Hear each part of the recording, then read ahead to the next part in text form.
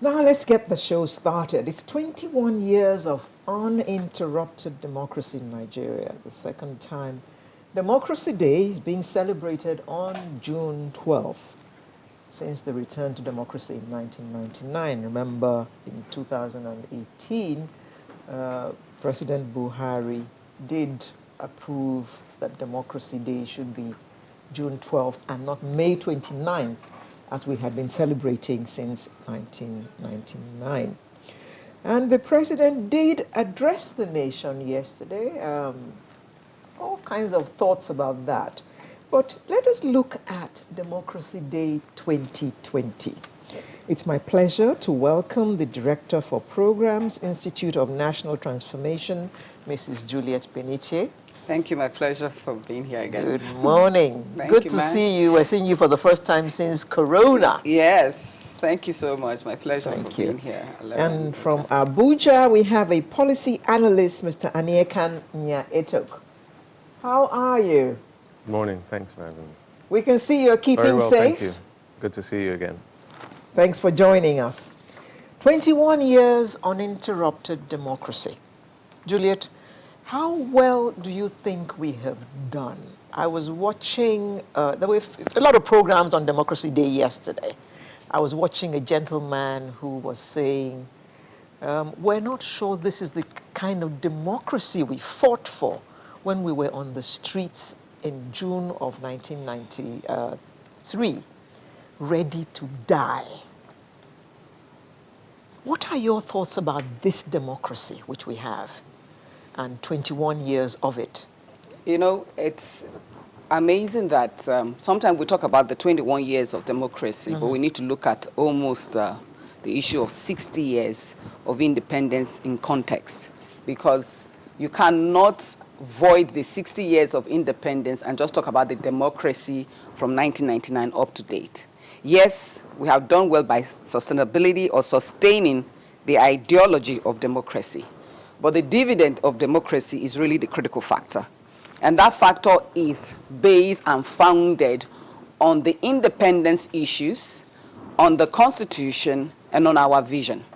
As a nation, we crafted a national anthem, we crafted a national pledge, we had a motto, but we had no vision. When a people do not have clear direction of where they are going, you're going nowhere.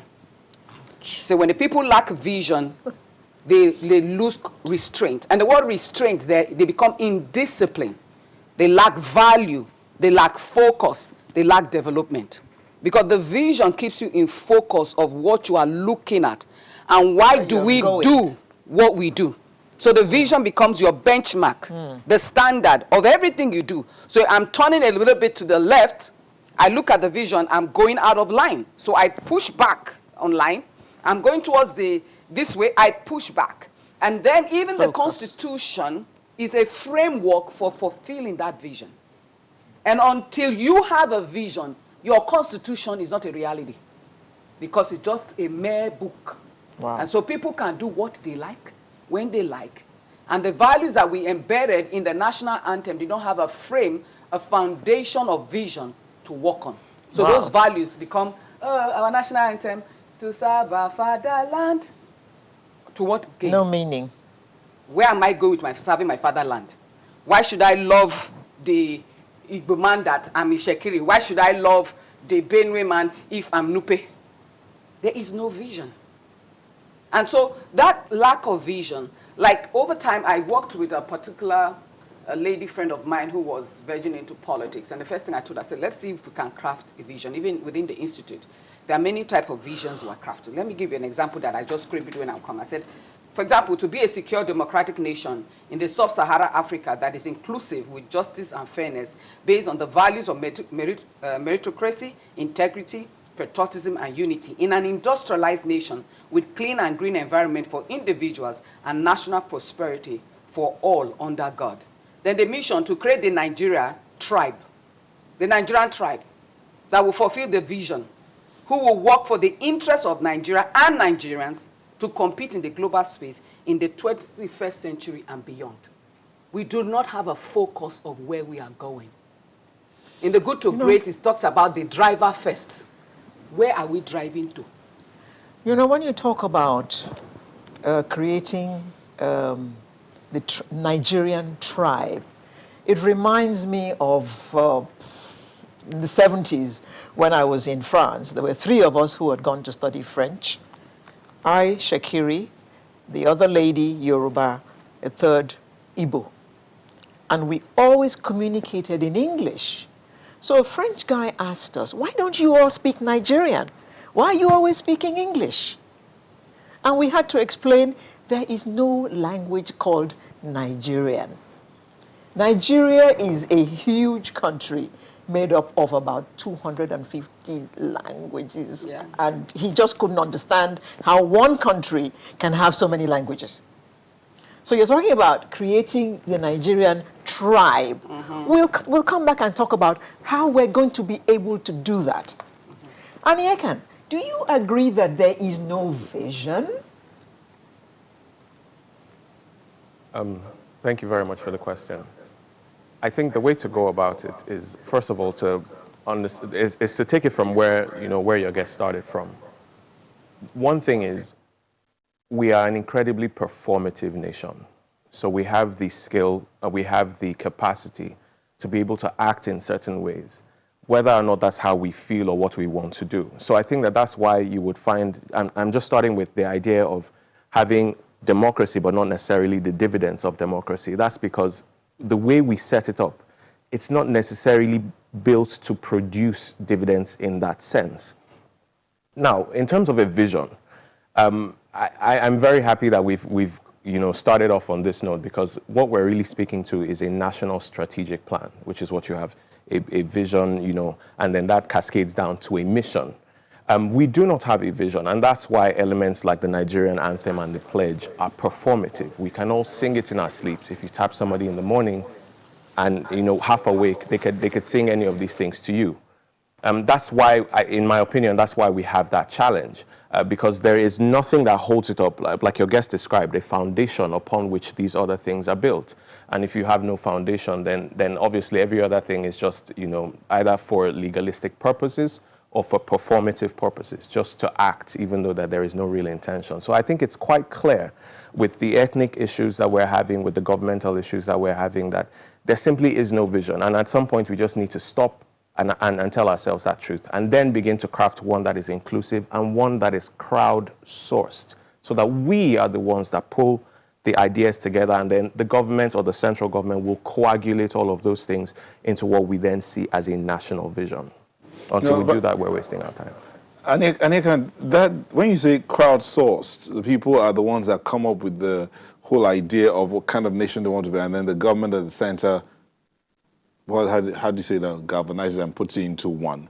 The question then would be, do you think that is possible? With over 200 tribes, tribal groups as they call themselves, and over 300 or plus languages, do you think these groups can come together and say, okay, you know what, let's develop one thing that all of us can work towards? I mean, look at the constitutional conferences they've had over time, from the 60s till the last one in 2014. Did you see a coming together amongst all of them without the bickering here and there? You abused me, you didn't abuse me? We always see those things, again, because it's performative. The truth is, or rather, in my opinion, I feel that when we have these national conferences, what is the intention? What are we aiming to do? Not just in terms of what we see and the gatherings and the number of people that come together, but truly, do we identify a real intention to address these issues? It is my personal opinion that we do not. That's number one. That's why we have these issues. But I want to point out something. The fact that we are so diverse is a blessing. And it can create certain challenges until we find commonality. And I'll give you a typical example of this. We are players in the global world. At this point, we are part players in that global world. But we are players in the world. And these are, I mean, when we say we are players in the world, we mean that there are several other people that are part of this economic process that we are also a player in. Why am I saying this? Because it means clearly that we can find commonality even across borders. One of the easiest things that we find commonality about is money. And that's why, even though there's a lot of bickering, somehow those bickerings never quite affect the ability for those in power to use the systems to make money. It never matters where they're from. It never matters what divides they have, but they're making money. So money is one way that we can see that some level of commonality can be found. The question is then to find leadership that says, what other things do we have as a common barrier that we can then begin to use as a base to build a national vision? So it's possible. People just have to be determined to do it and have an honest approach to it. Juliet, we'll take a break. When we come back, the question of intention. He talks about intention. How much of that can go into a decision to build for the tomorrow? And how can we carry what we have now and put into all of that? Or what do we throw out? We'll look at that when we come back from this break. Thank you for staying with us. We're still looking at Democracy Day 2020, 21 years of democracy in Nigeria. Juliet Benite is here, and Nekan Nyaetuk is in our Abuja studio. Juliet, there is this confusion in some quarters. Some will say it's not that Nigeria doesn't have the vision. The problem is focus. And then some others will say we should see it as a work in progress. Even the ones we are copying from are still learning it, and we're a young democracy. You know, it's amazing when you want to photocopy, it should be faster than the original document that is being produced. And that's why Singapore could do it in a generation. So when we talk like that, we diminish that Africanness in us. And that's my challenge. And when we say focus, what do you focus on? And someone will say we have a vision. Where is it? America will say we hold this truth to be self-evident. All men are created equal. We have the inalienable rights of ABCD. So whether you are fighting for LGBT, you are fighting an abortion issue, everything is in that frame. You are looking at that frame. What is there that I can fight for? So when you don't have something that is there, can't discipline you. Vision disciplines. And that's why with the lack of vision, the indiscipline, the corruption is expanding. Because where is that guideline? Where is the benchmark? Where is the standard? So everybody does what they want. And like I said, that Nigerian tribe is created by having a common language. And Pidgin English is a good language to sell across the whole of the nation. After all, BBC is not doing Pidgin English. If BBC can see it, Nigeria won't see it. We'll have documents in Pidgin English and put in the proper English. But that vision will be sold how? The National Orientation Office is the greatest weapon that is not being used. We need to teach our people. No nation has increased or grown without orientation. People's mindset must shift. We must have a Nigerian interest above the tribal interests. Where is the mindset shifting to? To that vision. So we need to debate. So why the two things you're doing at the same time? When you're creating national orientation around the national anthem, which you already have, and the national pledge, which has its value systems that we were talking about when I came a long time ago, when you have that on one hand, you will now have what he said, collecting mindsets of what everybody's intent are. You now distill. Because let me tell you, when you have a people who have gone through a lot of things together, when you have a people who have common experiences, their needs will be similar. So you draw from here, but it has to be inclusive. You can't tell us that, oh, the language is to be Igbo, Yoruba, Hausa. So what happens to the Shekiri? What happens to Ijo? What happens to Idoma? What happens to Nupe? You create a nation where these big three now thinks all of us. Someone in the West will tell all of us from Benin upward, oh, they are Igbo people. It doesn't work that way. You have Ibibio. You have a rich ethnic language. Within the regions, those languages can stay in their regions. Then the national language will be framed. Whereby you begin to work, as you're working with the vision, inclusive in that vision, the word inclusive is called, another name is called federalism. You go back to the federalism issue where states and region take responsibility for certain development plan. Juliet, you keep talking about the vision, the vision, the vision. Who formulates the vision for all of us to line up behind? Anybody who's at leadership at this point. If it's next tomorrow, somebody else comes to leadership. A leader must take it. A leader must take it. That's why the civil society, I don't know what has happened to us. The civil society is responsible to spur that thing up. The president that is president today is not at fault of the kind of democracy we have. It's a cumulative fault. So everybody has to take responsibility on where we are. At the global space, in all nations that have ever been built, both England was in decadence, Germany was in decadence, Singapore of recent, it was the elite class that began the conversation. But when we have the elite class whose comfort infrastructure, because the poor people is the stomach one, infrastructure, the elite is the comfort infrastructure, supersedes nationalism, you already have a problem. So, okay, Festus Akimbowa says, focus should be on the patriotic Nigerians who fought for our democracy. Can't they be a rallying point? I mean, the national anthem, the pledge, those are things that... You extract from that. Yes, yeah. But there are people who fought for our independence, who fought for this nation. Yes. Can they be a rallying point towards forming this vision? They had a vision. Is it not possible to go back? Yes, you know when you say the people who fought, founding fathers, how many remain? We can look at their documents. We can look at East, West, North, South, all the documents and distill it. But you see, that decision has to be made. And that decision is leadership. You cannot escape. Someone one day has to lead. But who becomes the biggest question. And that is the who factor. The good to great says, for you to take a vehicle from good to great, the first need is a level 5 leadership. Maxwell said everything rises and falls on leadership. What is that level 5 leadership? In summary, it is someone who takes the national interest above their personal interests. For organization, he takes the organization's interest above his personal interest. The Nigerian interest is not on the table. This is the dichotomy. This is the warfare. We are divided, we can never prosper. It's not a prophecy. It's a fact. A house that is divided can't come together. So what we need to look at in the Nigerian system is the common ground, like said. We need to look for that common ground.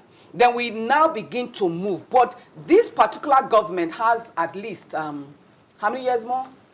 2 years plus? 2 years plus. To do something about this. And I mean, it will be heroic for President Buhari to own this. It will be a legacy for life. Then we can do this. Let's take this back to Anyekan. Anyekan, the question I asked, I'll bring it back to you again. That focusing on the patriots that fought for Nigeria, can that be a starting point? You said something earlier about the national anthem and the pledge. And I mean, tap every Nigerian they can sing. Sorry, correct you. Not every Nigerian can sing the national anthem or the pledge correctly. We might need to go back there again. But the question is, are those not foundation stones or bedrocks upon which we could start and begin to move things towards a direction that will benefit everyone at the end of the day? I think that as a principle, they can be the things that are bedrocks. But there are a few things that I'll just like to clarify that we're sort of dancing around in my mind. One is the fact that when we speak about these heroes, I really just have no idea who they are. I have to be very honest with you. Maybe it's because I'm from a younger generation. I'm not really sure I know who those heroes are, because if you go up north, they're a different set of heroes.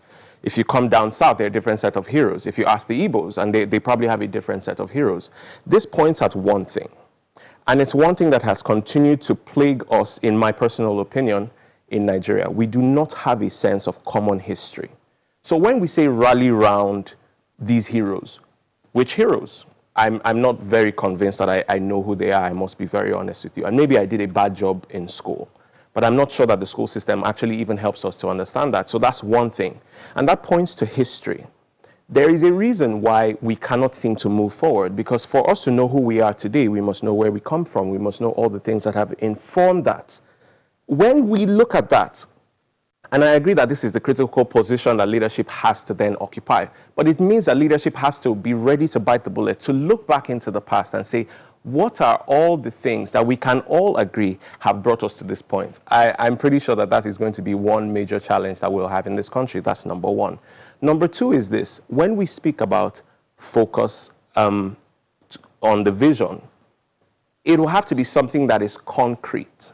So I say this because we have an ability, and we've talked about it again, we have an ability to rally around economic issues, which is why the elites, like the guest said, the elites are using it to sort of pad their own comfort levels. So we do have an area of commonality, but we have to agree that that area of commonality does not seek to serve the larger majority of Nigerians.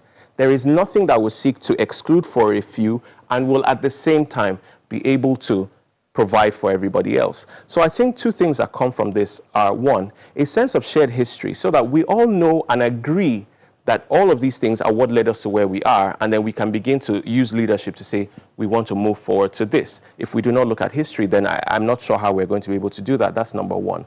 And then number two is to realize that there are currently areas of commonality, but they do not serve the larger majority of people. And they don't seem to be set up to do that. Until we change that, then I think it may be difficult to have discussions as to how to get us to rally around together. We all have to feel like the system is set up to include every single one of us. And I'm not very convinced that that's where we are today. Mrs. Benite, what do we do? Low-hanging fruit. That's what I'm saying. The low-hanging fruit today, and continue with, yes, and the definition. I mean, things that he has said. Like I have something here. I said leadership. Dr. James Makara, which is one of us, he said leadership is learning from the past, preparing for the future, and managing the present in the light of the past and the future. And that there are three types of leaders or leadership. Traditional leadership, who only looks at the former Nigeria. Oh, Nigeria before. Oh, Nigerian was. Another type of leadership, the conservative leadership, who wants to maintain the status quo. Let's not rock the boat.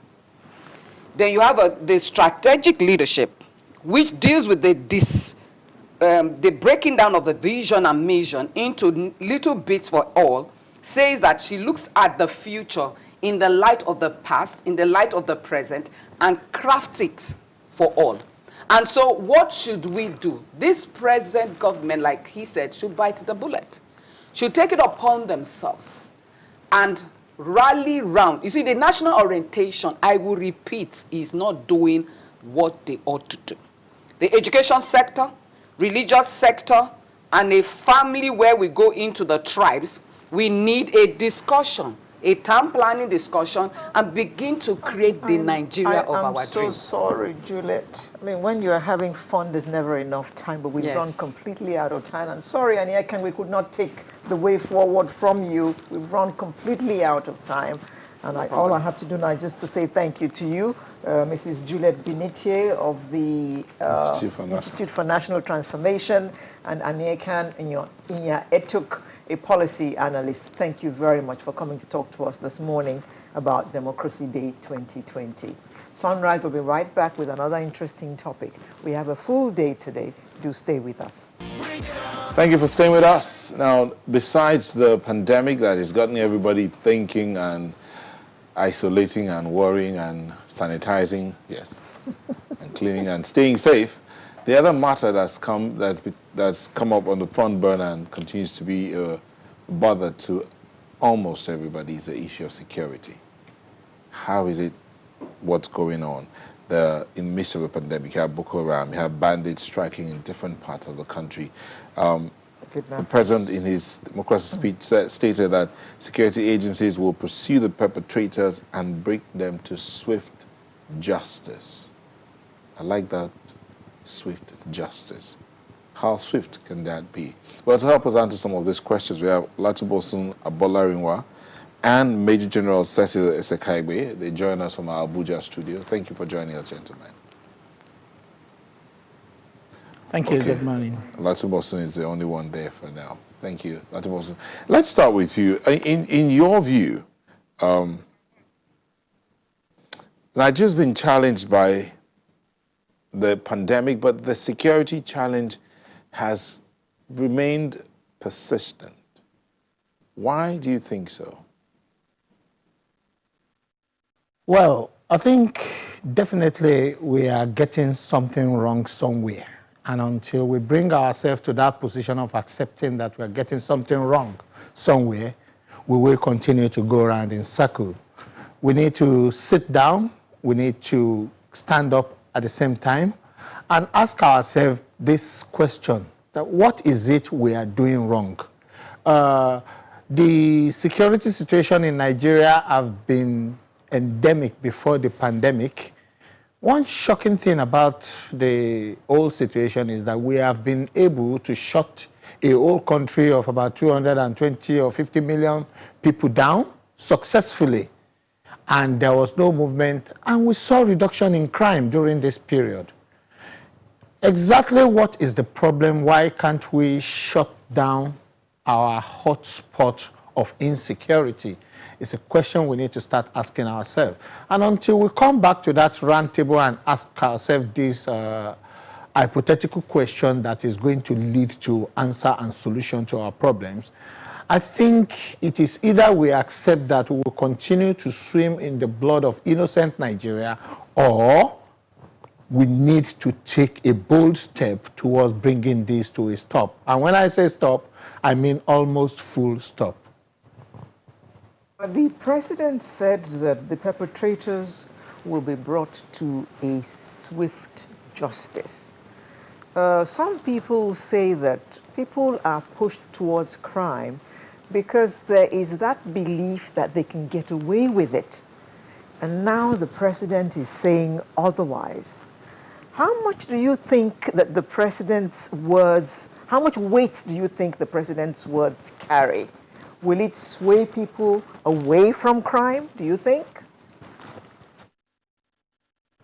I don't think so. And with all due respect, I will want to disagree with Mr. President on this. I'm not criticizing him, but saying that criminal or perpetrator of heinous crime will be brought to book does not commensurate with the amnesty we are granting criminals.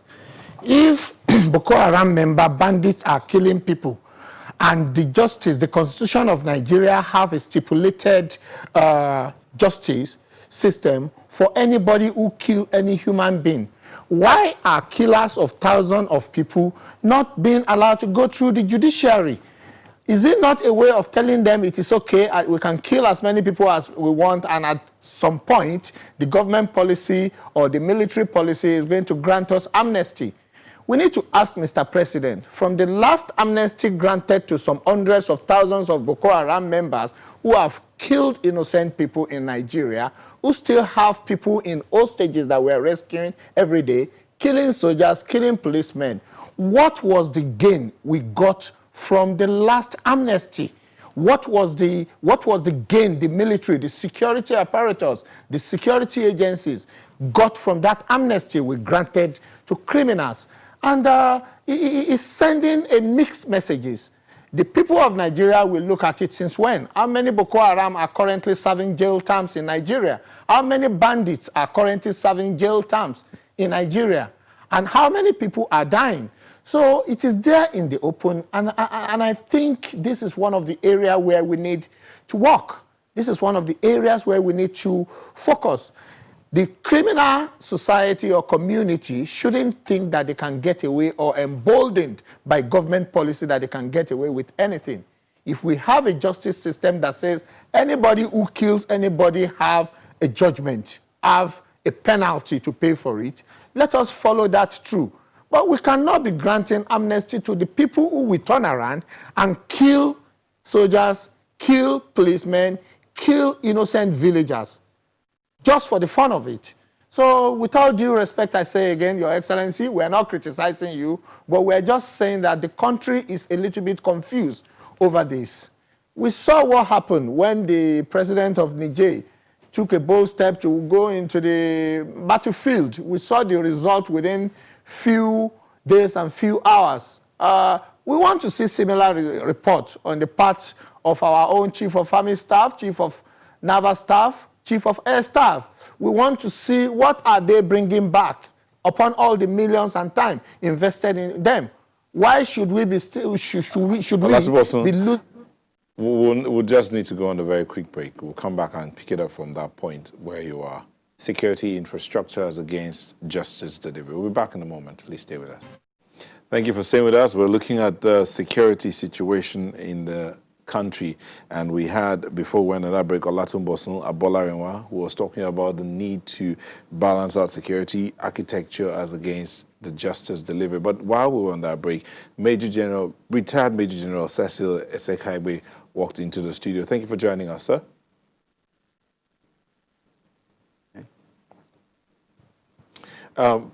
Before we went on break, I'll get back to Olatunbosun so that you can tidy up, and then we'll bring in the general to talk about, to look at the state of things. You were talking about the question of security architecture as weighed against justice delivery. But the clamor from many quarters, I mean, Olatunbosun, this is for you, from many quarters to have the architecture rejigged. You're sounding like that's not where the problem is. It's the justice delivery angle that the problem is at. Is that what you're saying exactly? Yeah, that is what I'm saying. And I'm saying that with all honesty that I'm not against security architecture rejig. If we need rejig, if we need reform, we go for the reform. But what do we have on ground at the moment? We have a security architecture and we have a justice system. You see, if the security production, the security activities is not commensurate with the justice system, then it's like we have a flour in the bakery that has been mixed together, it's not being put in the oven and it's being served to the people. We cannot send a clear message to the criminal world, to a potential criminal and a potential criminal to be, if we in any way infringe or disrupt the justice system. They must go hand in hand. People must see that anybody that violates the law in the area of security of lives and property of Nigerians are paying the price. The moment that is missing, it means it almost makes it look as if we're not doing anything. I ask a strategic question. How many Boko Haram members, how many bandits are currently serving a jail terms? So that question goes out to the federal government, that question goes out to the judiciary. If it is because the army, the police are not bringing enough criminal on board, let us face that and deal with that. If they are bringing it on board, an executive order is saying that set them free, let us shed light on that. All we want is for Nigerians to be safe. Myself, my children, my unborn children, to have a safer country to live in. And that is what we are saying. The justice system must be commensurate with the criminal system and security architects. General, before COVID, there were regional security outfits being put together. Granted that they haven't really had time to do much because of the various lockdowns. How much are you expecting their formations across the country to affect the security of our nation? Thank you very much. I'm sure you are talking about Moteco and some other efforts by some other geopolitical zones. Yes, I do not have any problem with such a structure if it's done properly. What do I mean by properly? The enabling act must be put in place, and you must recognize the need to balance security requirement with also fundamental human rights. For instance, when the Amotekun issue came up, there was the huge and cries about, whether it's allowed or whether the right thing has been done and all that. But the philosophy of it is germane. Nobody can question that. But you also have to look at what the laws of the Federal Republic of Nigeria say when it comes to such structure. Now, I think the common denomination will be what we call community policing. Community policing will involve, getting the community people to provide, variable intelligence for them to be able to tackle these criminalities under the supervision of the Nigerian police force. And I think they started crossing the T's and dotting the I towards that cooperation between, the federal establishment and what the regions or the geopolitical zones want to do. Because if you look at it critically, looking at it from the grassroots, you are able to get the intelligence that you will need to help, the federal government or the state government, to articulate, their security strategies. So it's a welcome development, but it must be properly done to make sure that the external laws of the federation, get in touch and in line with what the states or the regions are doing. So, General, can I conclude, therefore, that what you are saying is that you do expect security to improve in this country once they all are up and running? Absolutely. It is only an insane mind will tell you that it's comfortable with the security situation in the country. We're in a precarious situation. It's a very tough, challenging situation that also needs tough, measures to address, the challenge of security that has come in various forms. So absolutely, there are security problems, and we need very urgent and practical solutions to addressing them as well. But the other side of it will be, would you say security is effective if justice is not meted out as it should be when it should be? Well, if you look at the United Nations 4 pillars of, counter-terrorism strategy, the law as itself, the criminal justice administration is very prominent in that, the 4th pillar.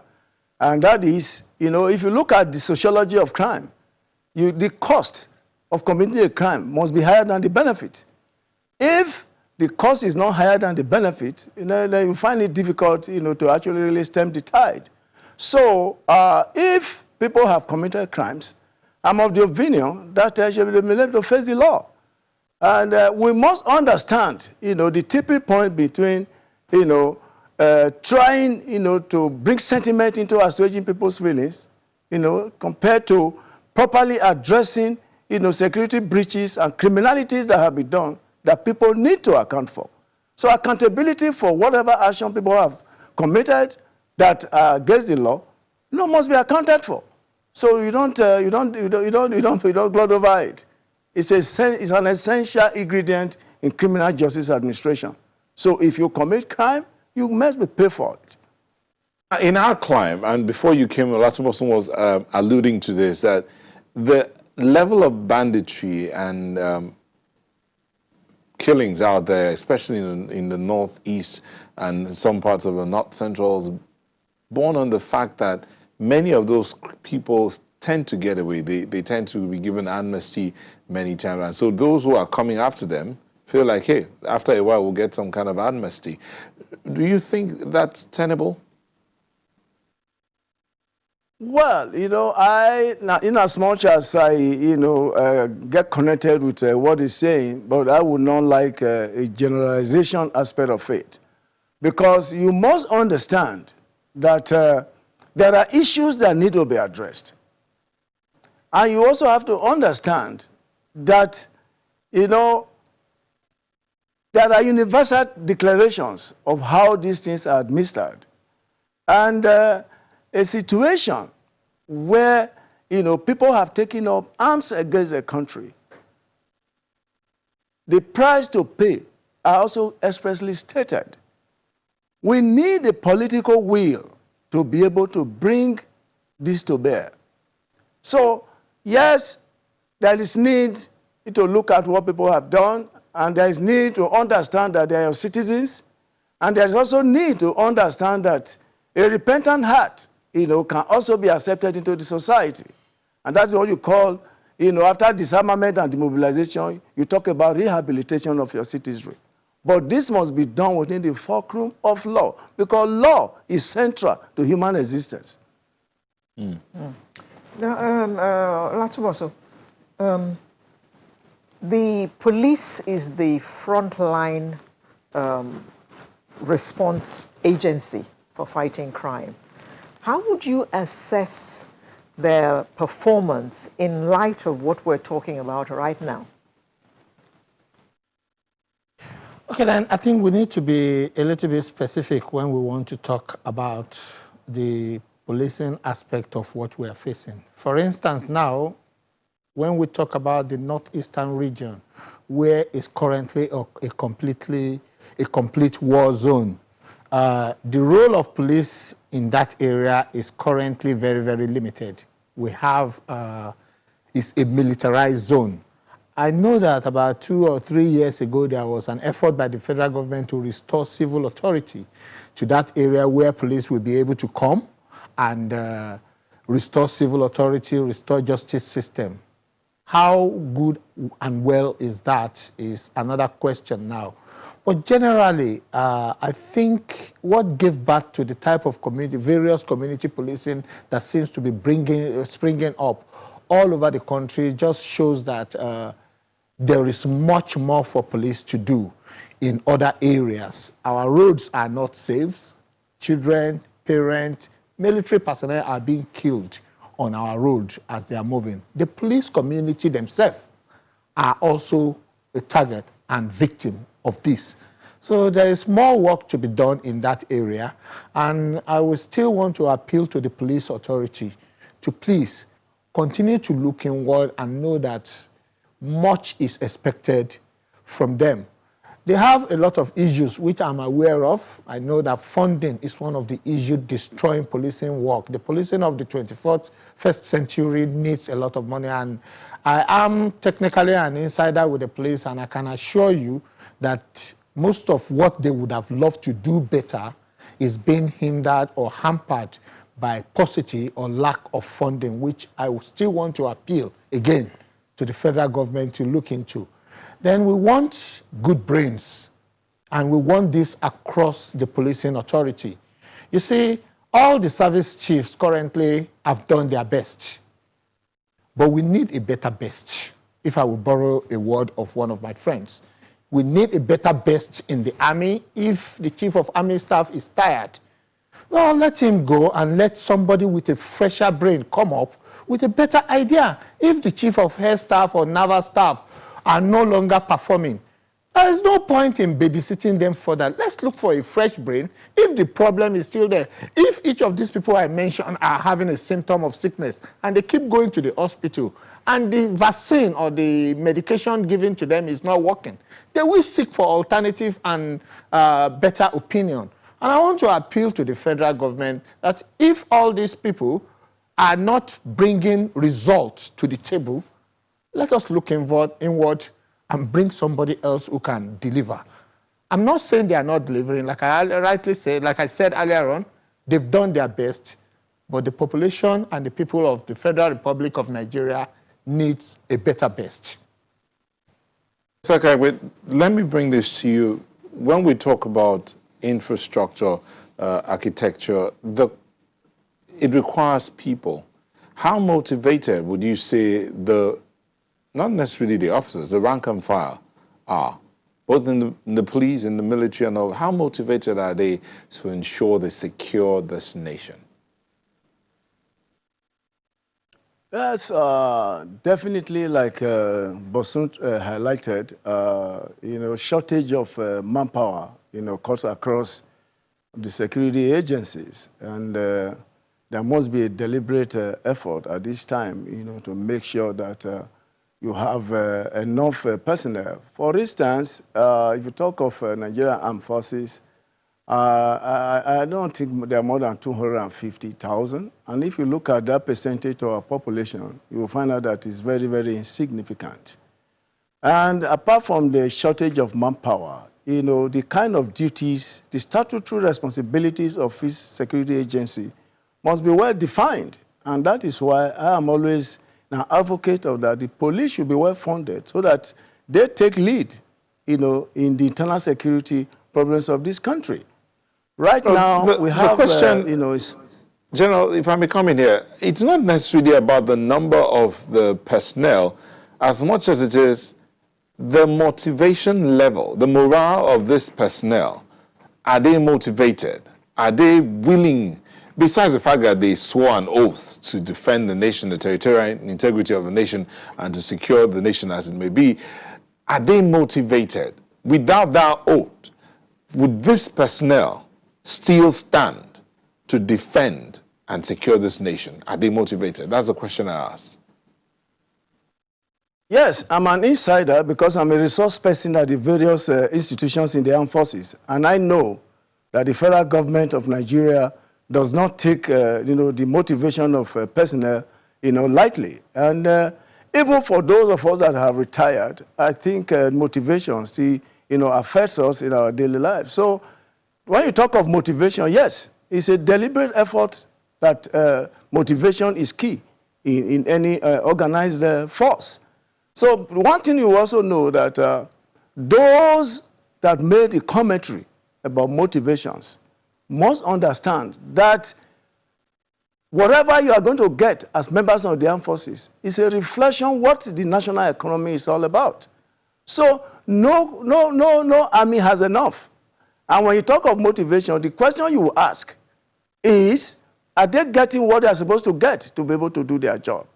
If there is an empirical evidence that this is not happening, it should be brought to the fore so that we look at where the chain is broken and the people that are making it happen should be brought to book. So I am not very comfortable in hypothetical presentations. I know that there are very good motivational strategies for the armed forces. And if for one reason or the other it's not getting to where it's supposed to get to, then it needs to be tackled. It needs to be brought to the fore. And those who are breaking the chain need to be brought to book. So it is not about strength is enough, but you also have to be well kitted.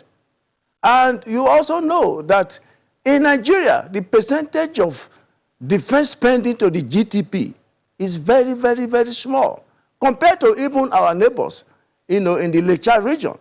For instance, Chad is about 4.1%.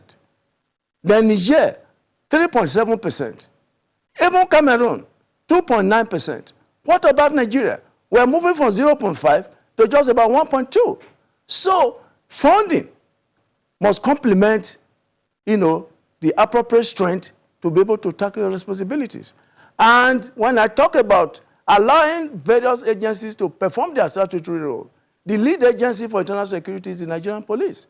They should be well, funded, and they should be well trained, and they should have appropriate, platform to be able to do their job. But there is hope in the line. There is a security trust fund by the police, and I think they have just inaugurated the board. I will see a better funded police who will rise up to the occasion so that the military can withdraw to their core responsibilities. Because out of the 36 states of the Federation today, you hardly have states where you don't have military roaming around the place looking for security. That is not their business. We should be allowed to concentrate on our core responsibility so that they can face the problem of terrorism and insurgency in the Northeast and allow the police to play a lead role in the internal security calculation.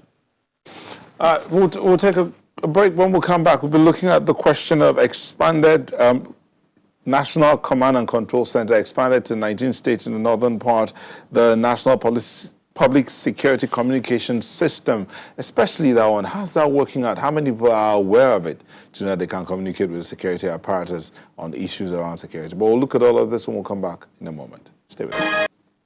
Thank you for staying with us. Professor Imonoka Enakena says, if we as much as use the kind of zeal in fighting COVID-19 and fighting insurgents, armed banditry, robberies, and corruption, would have been on a proper footing in curbing social deviants who turned to crime, while our justice system must be punitive enough. Uchepi, how can justice prevail when the security architecture appears to work against justice by not prosecuting the perpetrators, rather granting them amnesty? Samson Oderinde, this is the last one I'll take for now, says, I agreed motivation of the armed forces is key. However, we cannot successfully address security issues from the head. We have to tackle it from the root. The bandits are getting recruitment every day because of poverty caused by bad governance. Alatubosun. Now, Samson says banditry, increase in banditry and crime is caused by bad governance because it increases poverty. How does that tie in? Yeah, Edo State, and that's a question and a message to each state government. I'm not a fan of accusing or pointing accusing finger at the federal government at all times. Funds are being given to state governors, security funds, various economic package are being given to different states. How well are you reaching out to your people? You are part of this problem if we are to tackle it from the root. Make your people happy, give your people employment, let your people feed well and live well. Anybody that is okay, that is living fine, is not likely to turn to crime. So the role and the position of the state government, even the local government, politicians, comes in here. You cannot become a politician and have mansions all over the country where the people living in your country are still in poverty. From the day you took the oath of an office and to the date you are leaving, handing over to somebody else, how better off are the people you used to know before they get in? And this is one of the things we really need to look at if we really want to tackle it very well. I saw a particular governor in Nigeria taking a picture with a bandit member carrying AK-47 at the beginning of whatever they call the amnesty they granted the bandits.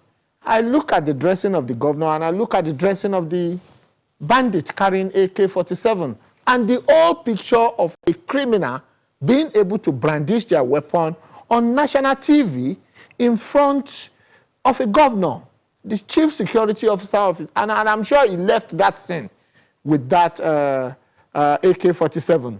You see, looking at the dressing of the bandit man who is negotiating with them, you can see that he's a very, very poor person. Okay, if you want to negotiate with them, how far have you bettered his life? The money you gave to him, is it going down well? The resources available, what kind of rehabilitation have you put in place? Did you give him land to farm, to start farming onions, to start raising animal and supplying to the state? All those questions goes back to our governors. You have a role to play on the economic implications on insecurity. If you do your bits, the states and the people of the state are not likely to go into crime. So I will agree with Samson on that.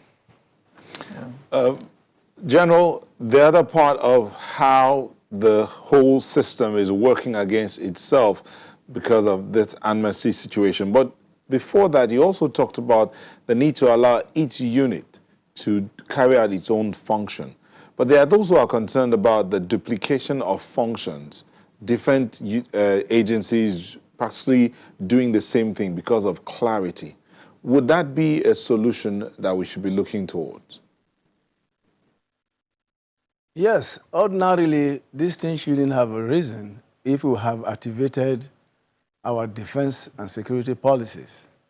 I know in 2019, the National Security Advisor, activated the National Security Strategy. You see, when we do things on ad hoc basis, there are bound to be these contradictions, crisscrossing of boundaries of agency. But again, there was, something that is deliberately brought out to harness the cooperation of security agencies. And that's what they call interagency cooperation. How well it's done is a function of the sources you record, counter security issues. Now, let's look at it holistically. If you are fighting insurgency and the forces involved, maybe the Air Force and the Army, and even the DSS and not the intelligence agencies are not on one page, you cannot get the best. So that is why interagency cooperation must be emphasized. Not just emphasis, must be implemented and practiced holistically, because that is the tonic that you need for any operational success as we are today. Now, looking at what Bosun said about the state government doing what they are supposed to do, even at the federal level, if you look at the first pillar of counter-terrorism strategy under the United Nations, it said addressing the things that even made the thing happen, the security collapse. if you don't address those conditions that, that foster security challenges, you are not going anywhere. So that is why in the United Nations counter strategy, that first pillar is very, very instructive. So if your citizens are hungry, if they are not gainfully employed, if the educational system is not going on, you are bound to have these problems. But solving them on an ad hoc basis will not lead you anywhere.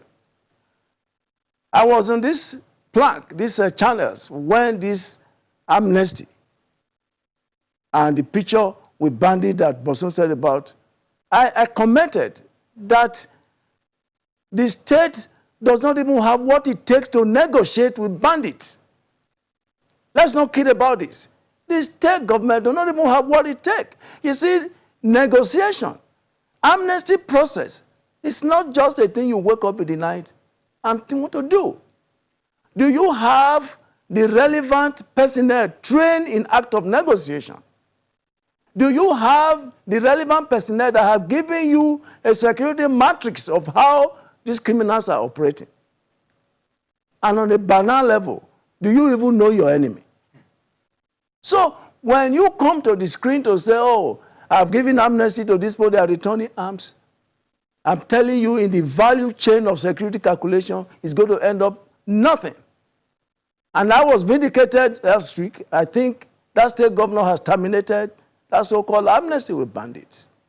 First and foremost, know who your enemies are. Know their strength and plan on how to tackle them. If you want to bring them, and rehabilitate them into the society, you must understand their psyche. And you must understand what you are bringing on board. Rehabilitating them, what value does it bring in the value chain of security in your environment? So it's not a thing, like he said, the governors have humongous security votes. How you use them will show how you also benefit, from security. It is not about buying 40 Hilux. No. Stage. You must find out what are the problems. Where are the problems coming from? And give the security agencies, the tools to do that job. Olatomosun, as we wind down here, Olatomosun, just answer this one here. The question of the public security communication system. If I can have the two of you weigh in on this. The public security communication system. There is still a lot of work to do on that. There has been a little bit of improvement, but there is still need to be able to link the general public up to the people they need to speak to. The raw material of intelligence is information and communication. If we have information that is not communicated to the right place at the right time, the problem of insecurity prevails. So I will still want to put it to everybody. I've asked and I've asked again.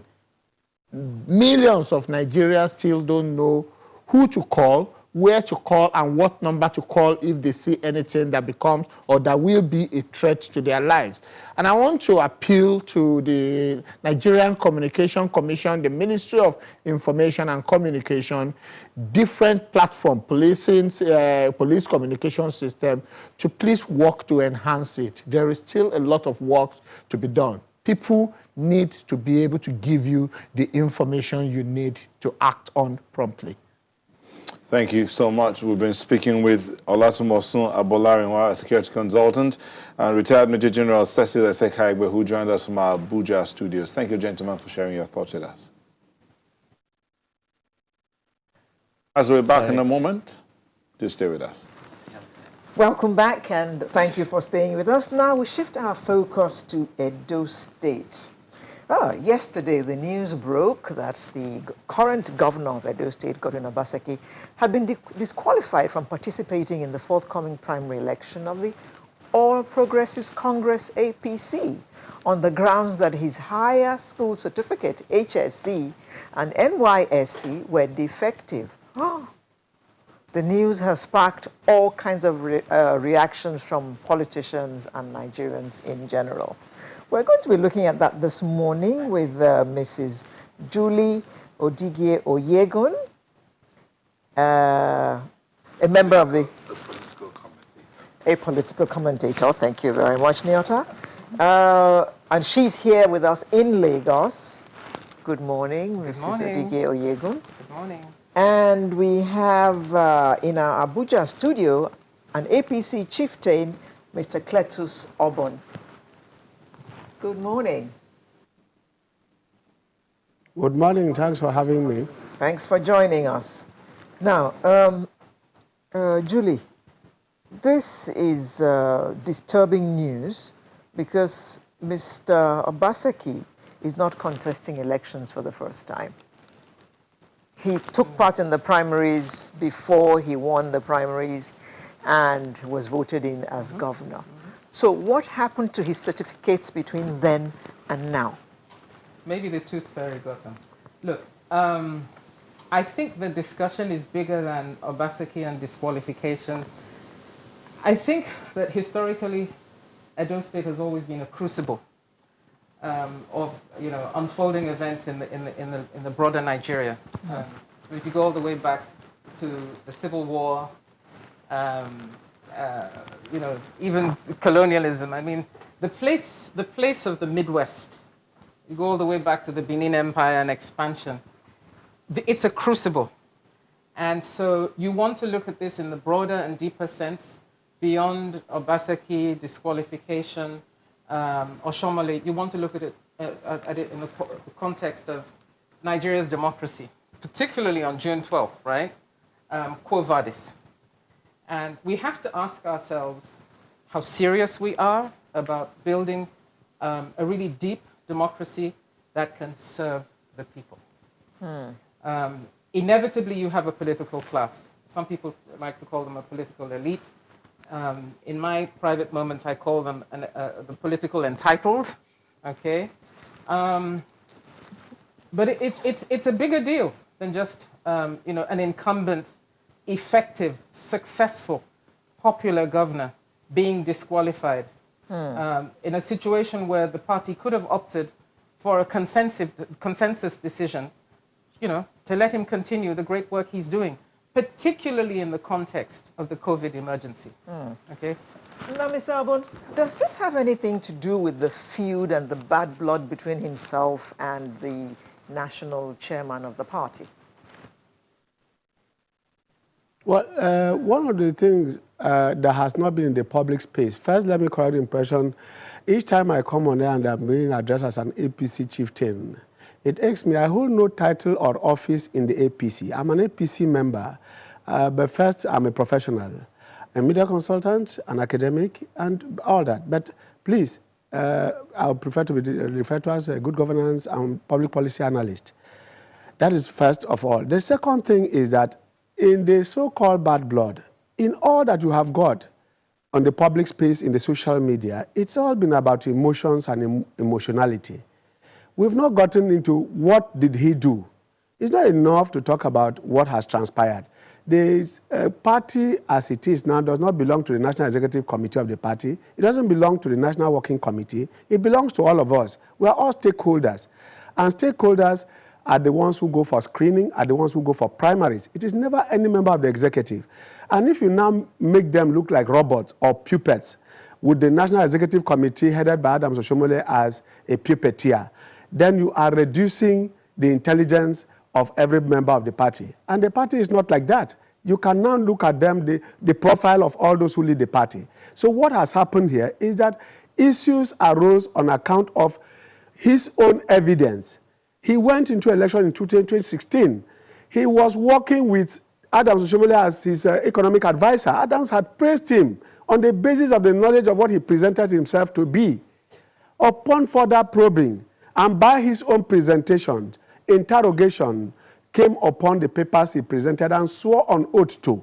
That is what is at issue by the screening committee. The screening committee is not a research committee to go back and start finding out from UI, that is a matter for our opponents in PDP. But we cannot, after Bayelsa yesterday, not up to 3 months, we just suffered that in Bayelsa from the Supreme Court. So that has become a legislation for Nigeria, a benchmark for taking decision about names. The Supreme Court has taken that decision. And overnight, we now start deifying and making untouchables out of sitting governors or out of sitting senators or out of sitting president. We cannot afford that as a party. If this thing is persisting and our opponents get it after we have won our election, the same party members will come out to say due diligence was not done as it was in Bayelsa. And now due diligence is being done by a screening committee made up of very credible people. Look at the screening committee, look at the appeal committee, and then the courts are there. So what is happening here is simply on the basis of the papers.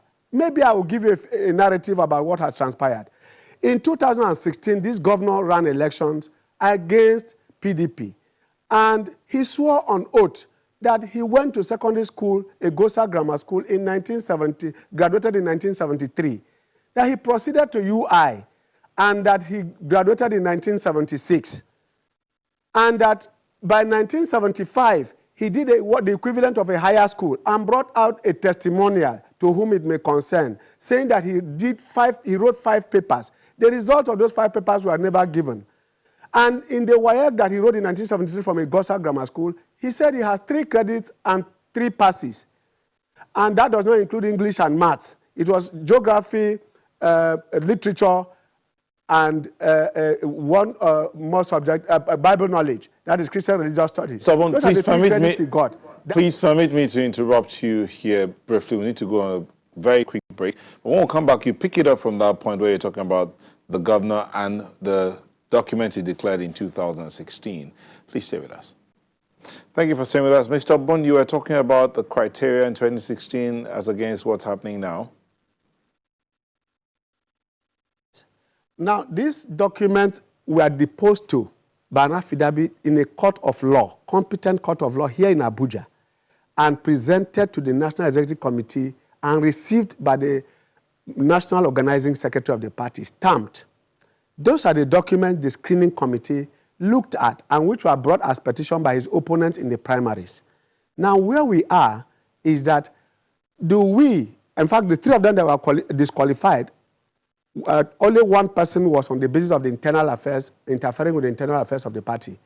The other one was, again, on the issue of names.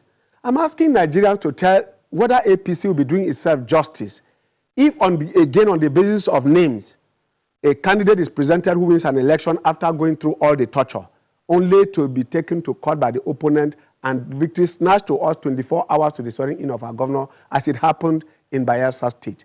I don't know whether Nigerians are looking at this. We are not saying the quarrel with Obaseki and his friend Comrade Oshomole. That is not where APC is.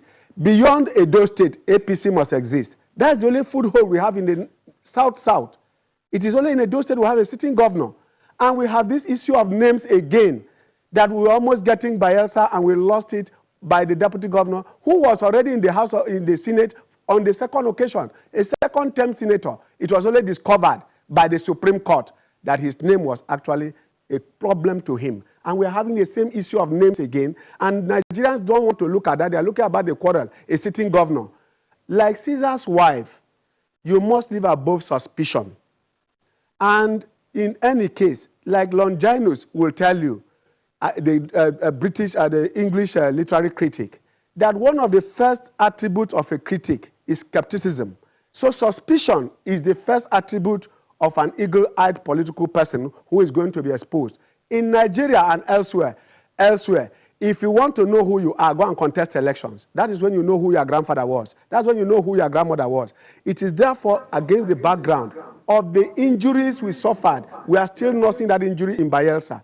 Nobody in APC is going to submit himself to another matter. And in any case, if anybody is in doubt, Justice Vivor, Justice of the Supreme Court, early this year, ruled that the internal affairs of the party include screening, and that once the screening has taken place, not even a court of law can question into how a party disqualifies its candidate. In the case of Engineer Suleiman versus APC, this year, Justice Vivor... Mr. Obon, thank you. Mr. Obon, we'll come back to you. Mr. Deacon, this conversation as regards the screening, he kept alluding to injuries from Bayelsa, What does that say of the structure of the process of screening of candidates? Well, I'd like to know what criteria make for a good governor, okay? They may be screening for certificates and how a name is spelt and where T's are crossed and I's are dotted. I think the people on the street, if you look at the quality of citizenship, I, the citizen, we the people, what we care about is he going to deliver? Now, if the party isn't looking at character, what are they looking at? You've got somebody who has been qualified, who is of absolutely questionable character, quoting the chairman of the party from 2016.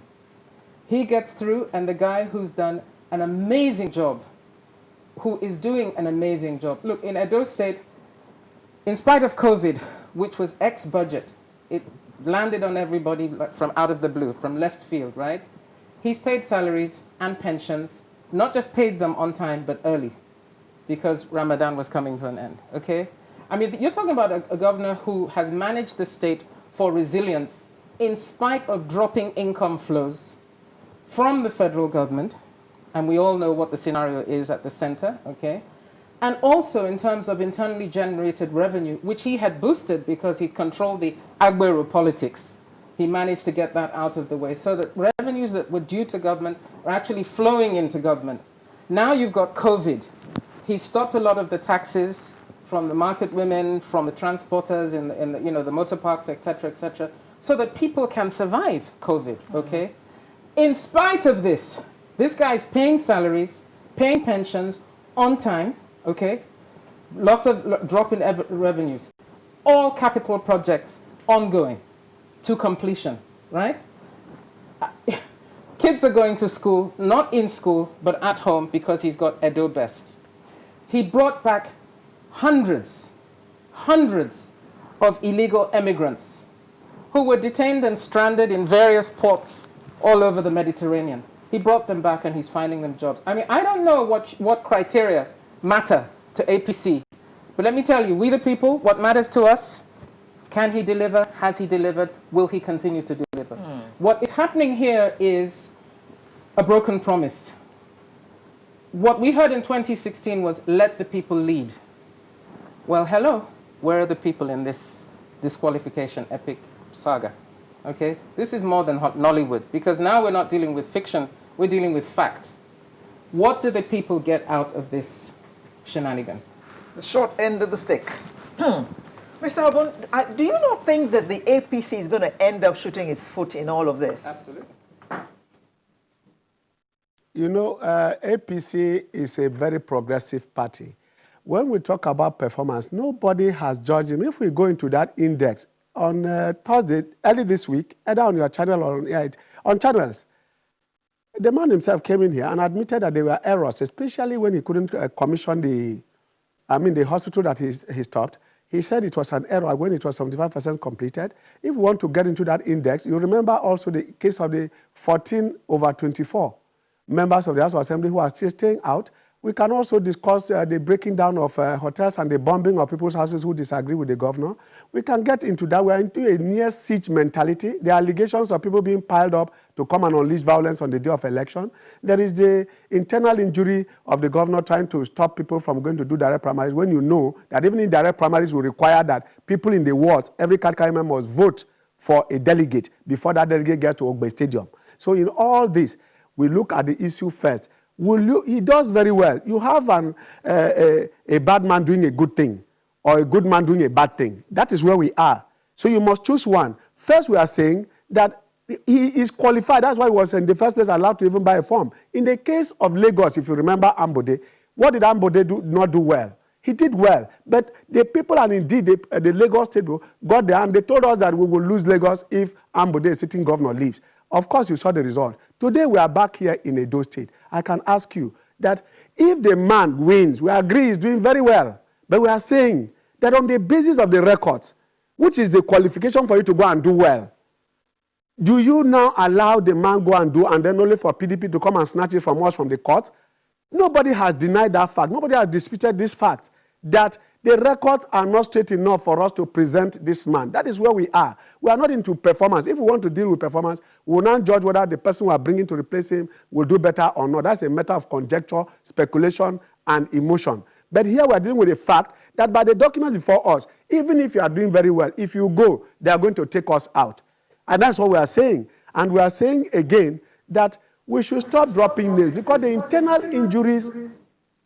So the question that Mr. Odigio you're going to ask is, what about the desire of the citizens? Her statement says, this is a question of broken promise. Let the people lead. She is of the people, and they are feeling like they want someone that would deliver and can continue to deliver. So is the party, in doing this screening, considering... Yes? We did not, the people who are contesting are not from Cross River State. The people who are contesting with him are not from Ondo State. They are from Edo State. So if it is the people, I don't know. It is not a matter of plurality of opinion and a decision of the people by vote. Let the people lead means let the majority of APC members take a decision about who leads them and who carries their ticket. And it is those state APC members. It is not the National Executive Committee of the party. It is not those screening members who are not even from Edo State that are going to do the voting. It is Edo people who are, there are 6 of them there. Some of them are the personal friends of the governor. They are contesting against him. So if they feel that he should take the right of first, which is not a part of our constitution, then clearly you will see that what we are preventing is that if we say go, this is what will happen to us. And we are preventing that. Is prevention no longer better than cure? And I ask you, when you talk about performance, we are going to perform on the basis of what? On the basis that you will win election and remain in office. And we are saying you won't remain in office on the basis of what you have presented. So it will be worse for us to shoot ourselves in the foot by presenting a candidate with no ab initio that does not qualify, and we will now bring him in. And the party constitution, and indeed the Nigerian constitution, and our law, like I have quoted Justice Vivor's judgment, the interference with internal screening is what destroyed us in Bayelsa. And APC does not want to pass through that road again. Okay. Because Mr. the man who was disqualified was voted.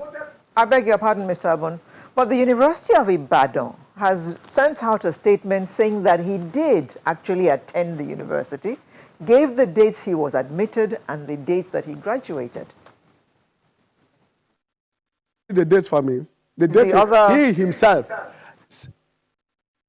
he himself said he entered the University of Ibadan in 1973, graduated in 1976, had a high school certificate with 5 papers, high school certificate in the process of going through the degree program in 1975, that he went to youth service in 1979, 3 years after graduation. Whatever may have happened is a different matter completely. That is not where we were contesting, because he may have gone to do repetition of some courses. But that is not where we are. We are saying, does this tally with our conventional university system in Nigeria? And the certificate, do we have 5 papers? Do you write paper at any stage in our educational system? Do you write 5 papers in A levels? There was a point in which there were 4 papers, the 3 specific papers and the general paper. At a point, they took away the general paper and allowed 3 papers. I went through higher school, so I should know. I'm an academic, so I should know. And I have people who have graduated from the University of Ibadan within the same period, and I should know. And you have a certificate in which one, the registrar signs with the vice chancellor, another one in which only the vice chancellor signs, and then you have no date on the certificate. Even the affidavit he swore had no date on it. Go and check it. It's filed by him in a court of competent jurisdiction. These are the details that frighten us. The time to go and do investigation, it may go after the election. So we cannot go. It is on the basis of what you present. You cannot subject the screening committee to become an investigative committee, because that matter is even of a criminal nature, because that's perjury, lying on oath. That's a different matter completely. And until this country gets to a stage in which people are punished for lying and wasting public resources and taking public resources, this kind of situation will arise in which people lie and proceed to benefit from their lies or from their fraud or from their crime. So crime has no expiry date, as has been demonstrated in the 3 governors that have been sent to detention or to jail. Example, Darie. Example, Oju just spent some days now. That matter took over 12 years to decide and all that. So crime has no expiry date. So we are saying, for the purpose of APC being our member, nobody is going to take criminal proceedings, but we won't risk taking him to an election in which we are so certain that we will not. As for the man they are referring to as a man who has a questionable character, 14 times Atiku went to court on the purpose of, for the reason that he was indicted. The Supreme Court said an indictment is not a conviction. And the man whom they are talking about who was qualified has never been convicted by any court. He's under investigation. Until that happens, even if you are on trial for murder, until there's a conviction, you are qualified to take your rights in Nigeria as a citizen. Unless you're under sentence of death, then you are disqualified. But as long as you are just on trial, no law in Nigeria bars you from contesting an election or holding public office. And that is where we are. We are saying as a party, we cannot take a risk with this man giving us credentials that we are sure will end us the way of Bielsa. The matter. Yes, I'm here.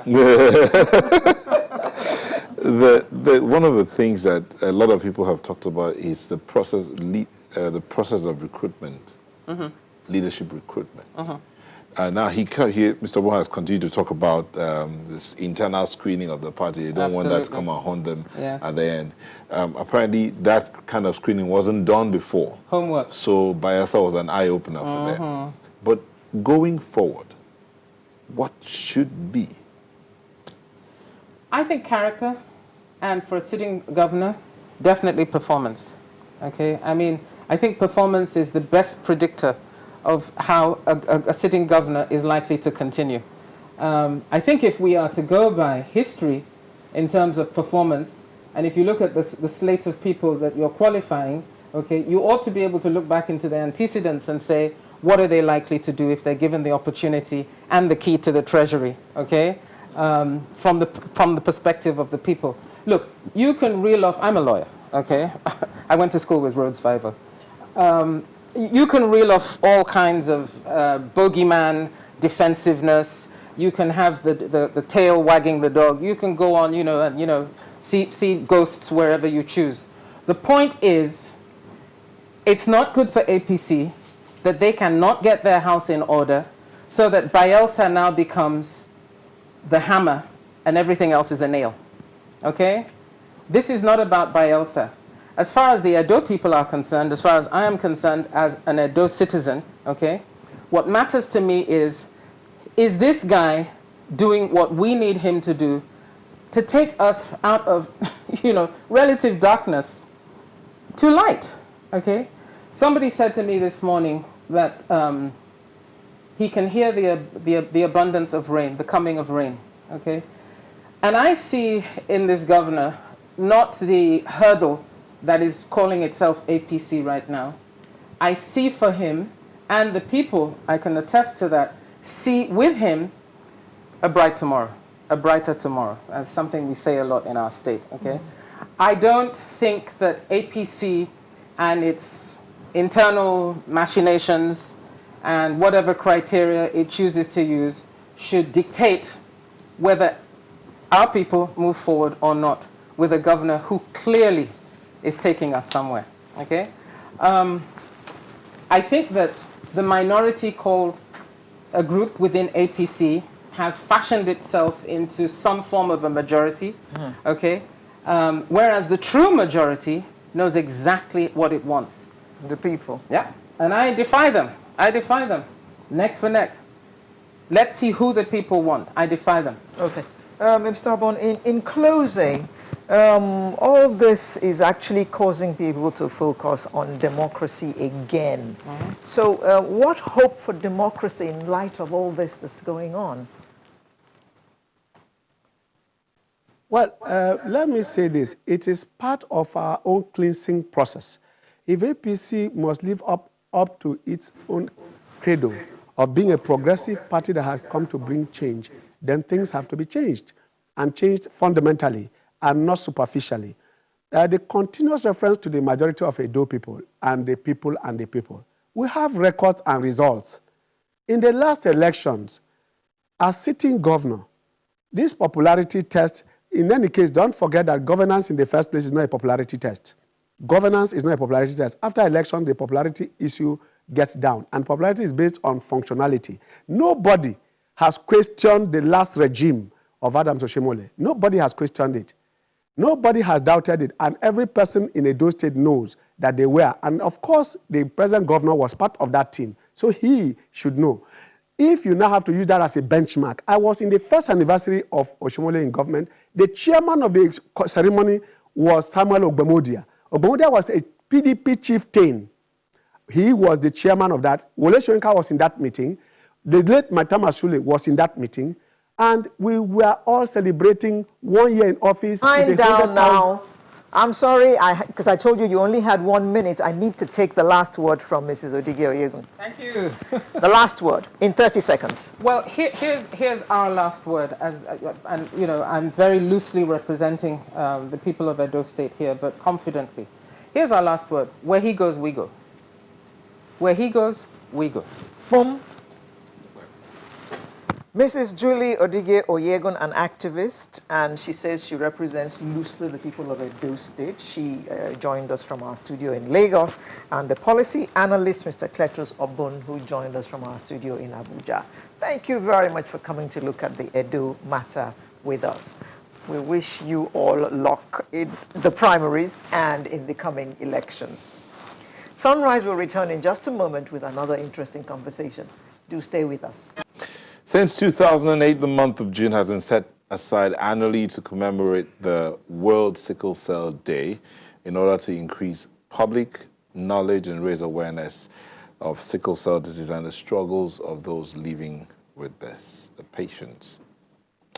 In the studio to help us discuss, we have Dr. Annette Akinchete, National Director, CEO, Sickle Cell Foundation, Nigeria. Thank you for joining us. Thank you very much. Annette Ofunne. Annette Ofunne. I don't forget that bit. Okay. You like your village name to call Yes. Thank you. Thank you very much for having me here.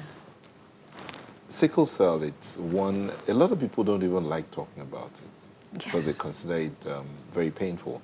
I mean, before the era of education, they'll call it, Abiku. In some areas, they call it Abiku. Or Banje, depending on where you come from. Depending on where you come from. But what exactly, what's the survival rate? Let's talk about the hope, the beautiful side of it. Yes, let's talk about the beautiful side of it. First and foremost, it's not a death sentence. Yeah. Okay, like years back when I was a medical student and Professor Kuti was our teacher, sickle cell was a pediatric illness. It was something you saw in children. But over the years, treatment protocols have improved. And we're seeing them now going to the 30s, 40s, 50s, 60s, later decades. We had a mama who died recently at the age of 94. So, you know. Sickler? Yes, hemoglobin SS. Wow. So the truth is, as long as they're properly managed, well treated, properly managed, it's not a stroll in the park, but if they're properly managed, they can live normal, productive lives. It's the same thing you doctors say about diabetes, isn't it? If it's properly managed. So we're looking at it that way now, as a chronic illness. It's not a death sentence. So this is what I would like to disabuse people's minds about, because people say, why would anybody, come together and have a child with sickle cell? We're not advocating that you open your eyes and go into a relationship and have a child who has sickle cell. No.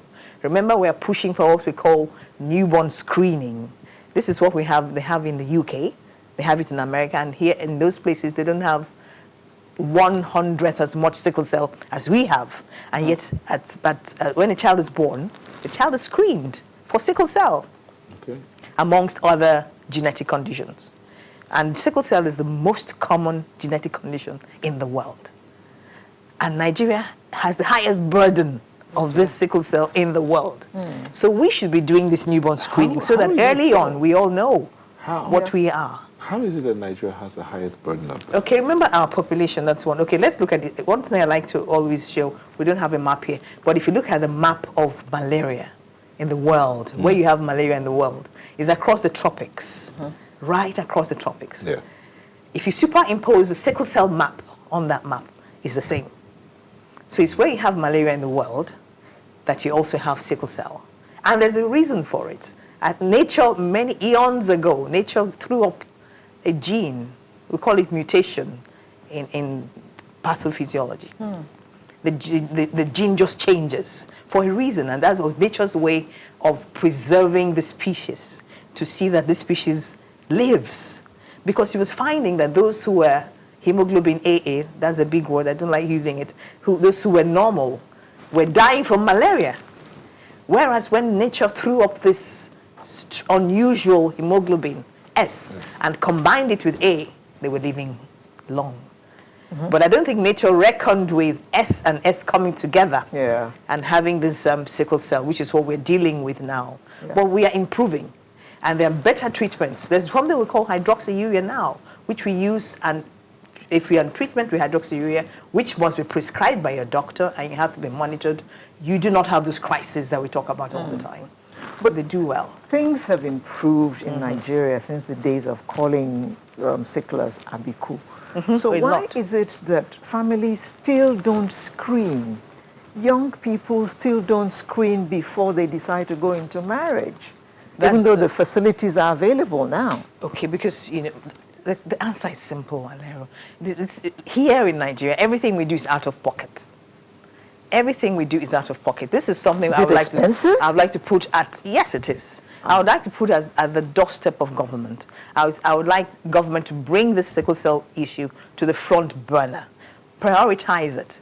And like I said earlier, let us have what we call newborn screening, so that at birth, as in childhood, and even if you miss the newborn screening, in primary school, then in secondary school, so early on, they already know if they are carriers of the gene, if they have the trait.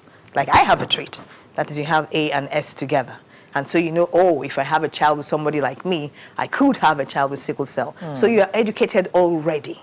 By the time, you know, most churches now are asking or demanding that couples who are carriers do not come to say they want to get married. They will marry you. But you know what they do? They go behind and get fictitious documents. Because this thing called love is not one plus, it's not logic. You see what I mean? It's not logic. So let us know in time. And you're not going to put that responsibility on parents.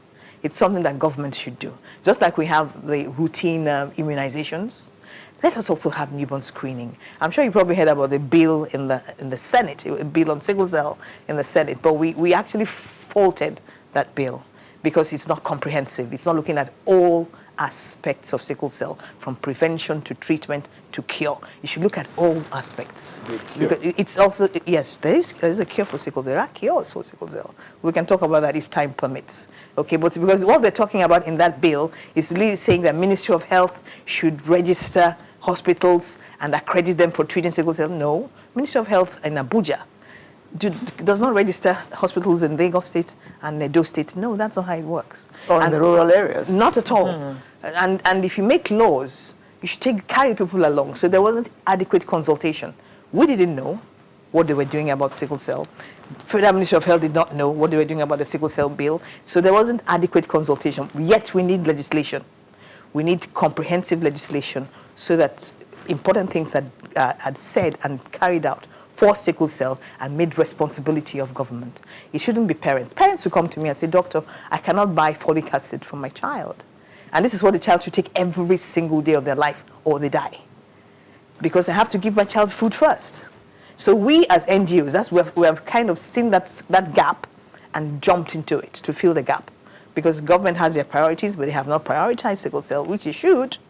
So we have filled that gap and go cap in hand, looking for money to procure these medicines, to give it free to these children.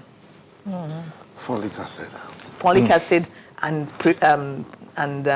malaria prophylaxis, because they must not have malaria. It brings those crises on.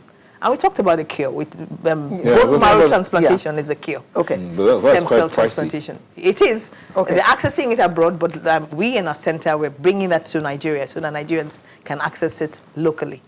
And it will be less expensive. Your foundation is spearheading awareness about sickle cell. Exactly. How successful has that been? Has there been any reduction in the number of people who have the disease? Who have reduction?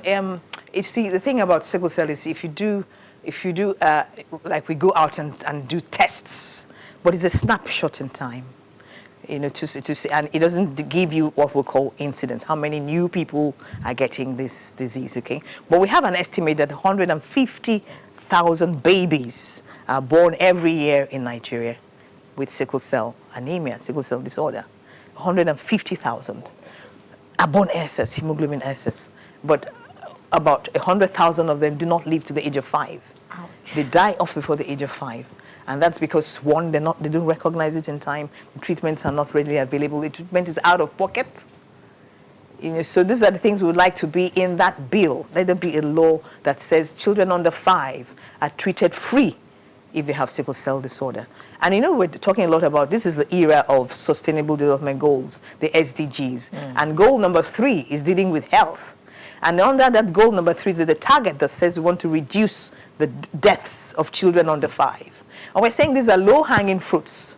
If you can save those children who die, 100,000 children who die from sickle cell, if we target sickle cell, then they are low-hanging fruits for us. And we can easily achieve that target for under 5 mortality. There's so much we can do. And in terms of a cure, we're not asking government to support us because we know government can't do everything. But I must commend Edo State government for supporting Sickle Cell Foundation to put up the bone marrow transplant center.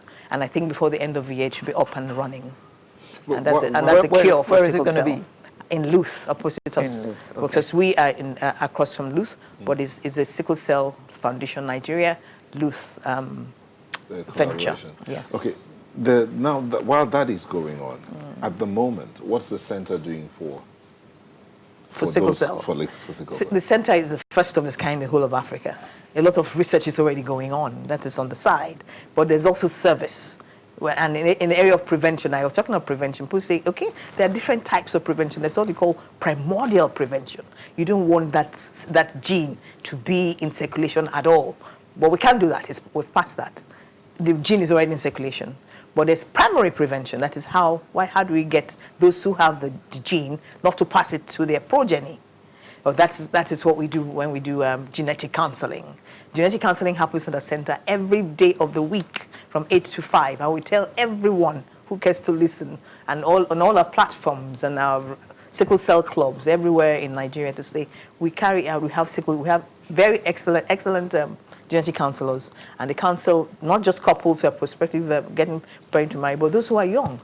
Just anyone you can walk in, and then we take it out as well to schools, to young people, to educate them early. So that's what we do in the area of prevention through genetic counseling. Do you also do things like helping people find out what their genotypes are? Yes, we have laboratories, state-of-the-art laboratories. Okay. But you see, that's what I'm saying. We have to pay for these tests. The onus is on the people to find out what they are. Yeah. So, but other than saying we help many who are indigent. But another problem we have is supervision of the laboratories. We have laboratories that we are sure that when we give you this test result, it is correct. But there are some people who come to our facilities to say, I'm told I am AA. But they're AS. And so they have a child with someone who's, and this has brought about disruption in families and marriages because there's distrust. Whereas it's no fault of theirs. But luckily we've been able to step in and help families get back together because we've told them that, look, your result was inaccurate all along. We have a reference laboratory where we have different levels of validation so that your test is correct. This thing called love. I know of a couple, they were both aware before they got married. But, we used to hear that the possibility is that of every 4 children, you'll have one who is SS. Yes. Unfortunately for them, they had the first one, SS, then they had a pair of twins, SS, so they have 3 children. Who are SS. That's the truth. Because that's another myth that we also debunk, because people say... Debunk it loudly. Loud and clear. Yes. Okay, it is in every pregnancy. It's a game of chance, really, but it's like the mother is offered like a lucky dip. 4 papers, choose one. She can choose sickle cell the first time. The second pregnancy, she can choose sickle cell again. The third pregnancy, the same. I had a family when I was in medical school in my rural posting in Ibora. 7 children, all SS. Oh, God. 7 children, all SS. So it's not, I have 4 children. I've had my first child, who's already SS. The rest are going to be okay. That's not the way it works. It is a question of chance. It's 1 in 4 chance for a couple who are both carriers of the gene. But are people becoming more aware? People are getting more aware. You know why I will tell you that? As a very young doctor when Secretariat was still in Ikoyi, with Professor Kuti, we had a huge survey all over Nigeria where we did it to find out how much sickle cell and how much of other non-communicable diseases we had. At the time, they hid their children. They wouldn't even tell you that, you know. So it was neighbors who would whisper to you, oh, there's something like a banji in that family, oh, there's, you know. But now when we go out to communities, they bring their children and say, we have this child has sickle cell. So it's not empirical, but I can tell you by what I see compared with 20, 30 years ago, that things have improved in that regard. Thank you so much, Yes. Dr. Annette Ofunne Akinshete, Thank National Director, CEO, Sickle Cell Foundation, Nigeria. That's at Idiaraba, right? Yes, right opposite Luth. Luth. So you want to find out more about the Sickle Cell Foundation Center, get to Idiaraba, opposite Luth. We also want to speak about COVID and sickle cell. We You really, don't have really enough run out of time. Okay. We really have to because go. this Well, is the thank season of COVID, so that they know that there's what they call shielding. In addition to what everybody else is doing, they need to shield themselves even further. Another layer of protection. Do not go out at all, except absolutely necessary. So Thank we you. take their medication and other palliatives to them in their homes. Thank you very much, Dr. Annette Ofunne Akinshete. Thank you for coming around today. Thank you. So as we'll be back for another interesting conversation. Please stay with us. Welcome back, and thank you for staying with us. 14th of June every year is celebrated around the world as World Blood Donor Day. Take a bow. My partner, Neota Egbe, he has been performing that duty because he's in the age bracket, because I remember when we were discussing this thing last year, he promised that he would go and donate, and he actually has done. Been doing, actually. Been doing. Oh, not once. Oh, okay. So today is the day that, you know, awareness is created for safe blood donation and for other blood products, and to thank blood donors for their life-saving gifts. Thank you, Mr. Ege. To tell us more about Blood Donation Day, we have the Executive Secretary of the Lagos State Blood Transfusion Service, Dr. Bodori Oshikomaya. Good morning. Good morning, ma'am. And thank you for joining us today. Thank you very much for having me. Why a Blood Donation Day? Well, we definitely know that donating blood, giving blood, has been a very, very difficult thing for many people. So over time, the WHO decided to set a day aside to thank blood donors, to encourage those that have not yet been donating blood, and to discuss issues, surrounding issues about blood donation. So just one day to celebrate it, to make all our heroes know that they are actually saving lives. Okay. I know that you need blood in hospitals, so you need a bank, since there are different blood types Yes. and blood groups and all that. So who is fit to donate blood? I've been told that I'm too old, so I can't go and donate blood. So who is fit and who can donate? Yes, you have to be between the age of 18 and 65 years old. And as I always say, if you've been donating before the age of 60, that is when we can allow you to donate after the age of 60. That means that if you are coming in for the first time between the ages of 60 and 65, then we will not allow you to donate blood except to get a clean bill of health from a healthcare provider. Also, we will ask that you check your weight to be sure that you're at least 45 kilograms. So if you are less than that, you cannot donate blood. We will request that you answer a set of questions which will ask about your clinical state, about your well-being, to be sure that you have no illnesses. And then we'll check your blood volume. We do an hemoglobin test or a PCV test. If it is within the range that is acceptable to donate, we'll tell you, and then you can be eligible to donate blood. Okay. You are in the Lagos State Blood Transfusion Service. Do you have enough blood? Do you have enough donors coming in? No, we don't have enough donors coming. Right now, we have about 10% of our donors being voluntary blood donors.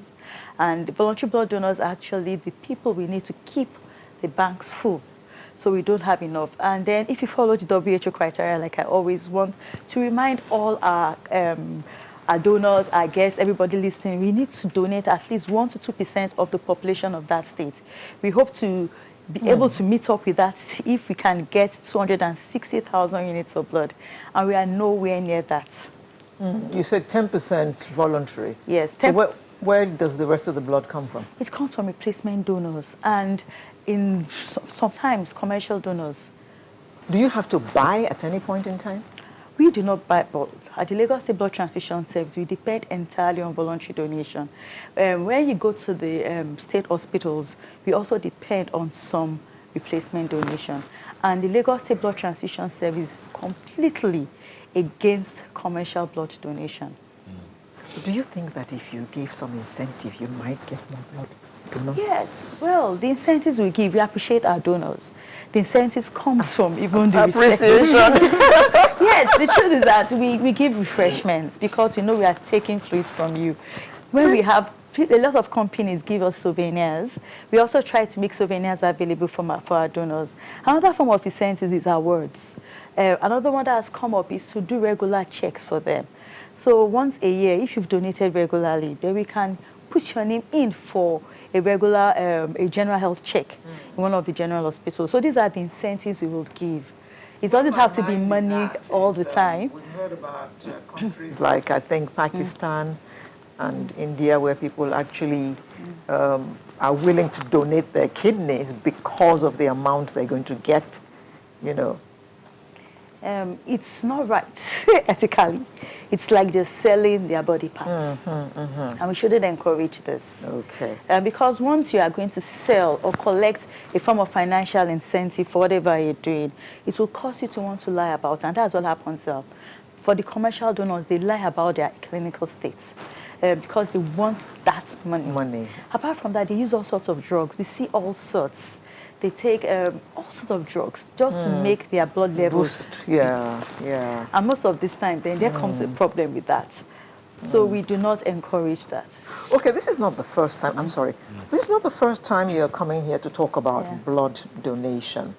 Since the last time, has there been an improvement in the number of donors? Before the COVID pandemic, we had a wonderful inflow of donors. Wow. In short, we were so excited. I went around thanking all donors on social media. But immediately the COVID pandemic started, we had to cancel all donations. Understandably. And we had to reach out to our donors personally. I'm so happy he was one of the people that responded to our cry, because despite the COVID pandemic, the need for blood still persists.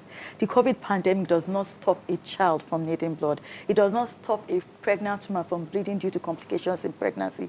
It does not stop the chemotherapy from people with cancers. It does not stop the sickle cell child that still needs blood. So the need for blood persists irrespective of whatever is happening. But someone said somewhere that actually even in the treatment of the COVID-19 patients, blood is also required. Yes. In the treatment of COVID, severe cases of COVID-19, we know that, first of all, there is no known documented treatment for COVID-19 infection. One of the ones that are high on the list is the use of the plasma. So we call it the convalescent plasma. Once you've recovered from COVID-19 infection, the body is expected to form something called neutralizing antibodies. So once the plasma is taken from recovered patients, this can be transfused in people with severe cases of COVID, and they will get better. This has been done outside the country. We have had, right now in Lagos State, we are working towards starting that interventional studies, and it has been going on fine. We've been collecting this, and we are sure that with time, you're going to hear some good news about that form of treatment. Okay, so the process towards donating blood, walk us through the process. How long should the person prepare himself or herself in terms of what kind of food? Is there any particular kind of food they should eat? What should they be doing? Exercise, sleep, whatever, to prepare themselves to come and donate blood? Because I'm sure there are a lot of people who are talking about, okay, what does it take? How do I prepare to come and donate blood? First of all, you must be healthy to donate blood. So whoever is healthy will have had the healthy lifestyle. So before you come to donate blood, I always tell everybody, please have that mindset to donate blood. Don't come thinking that you will not donate that blood. The second thing is we want you to take a lot of fluids before then. Just take a lot of fluids and eat a healthy meal. You don't have to take snacks, just a healthy meal. And once you do that, just come and donate your blood. Before donation, you don't have to take blood tonics, you don't have to take a lot of vegetables, just have your healthy meals in. The second thing about it is that if you are a regular blood donor, prepare yourself to donate every 3 months. Outside the country, you can donate every 56 days. So during that period, if you're a regular donor, you keep donating every 56 days or every 3 months, you will encourage that you sometimes take hematinics. Understand? So that's just it. Hematinic blood tonics, like iron preparations. Okay. Now, someone's concerned about the fact that sometimes blood is donated freely and then it is sold. Okay.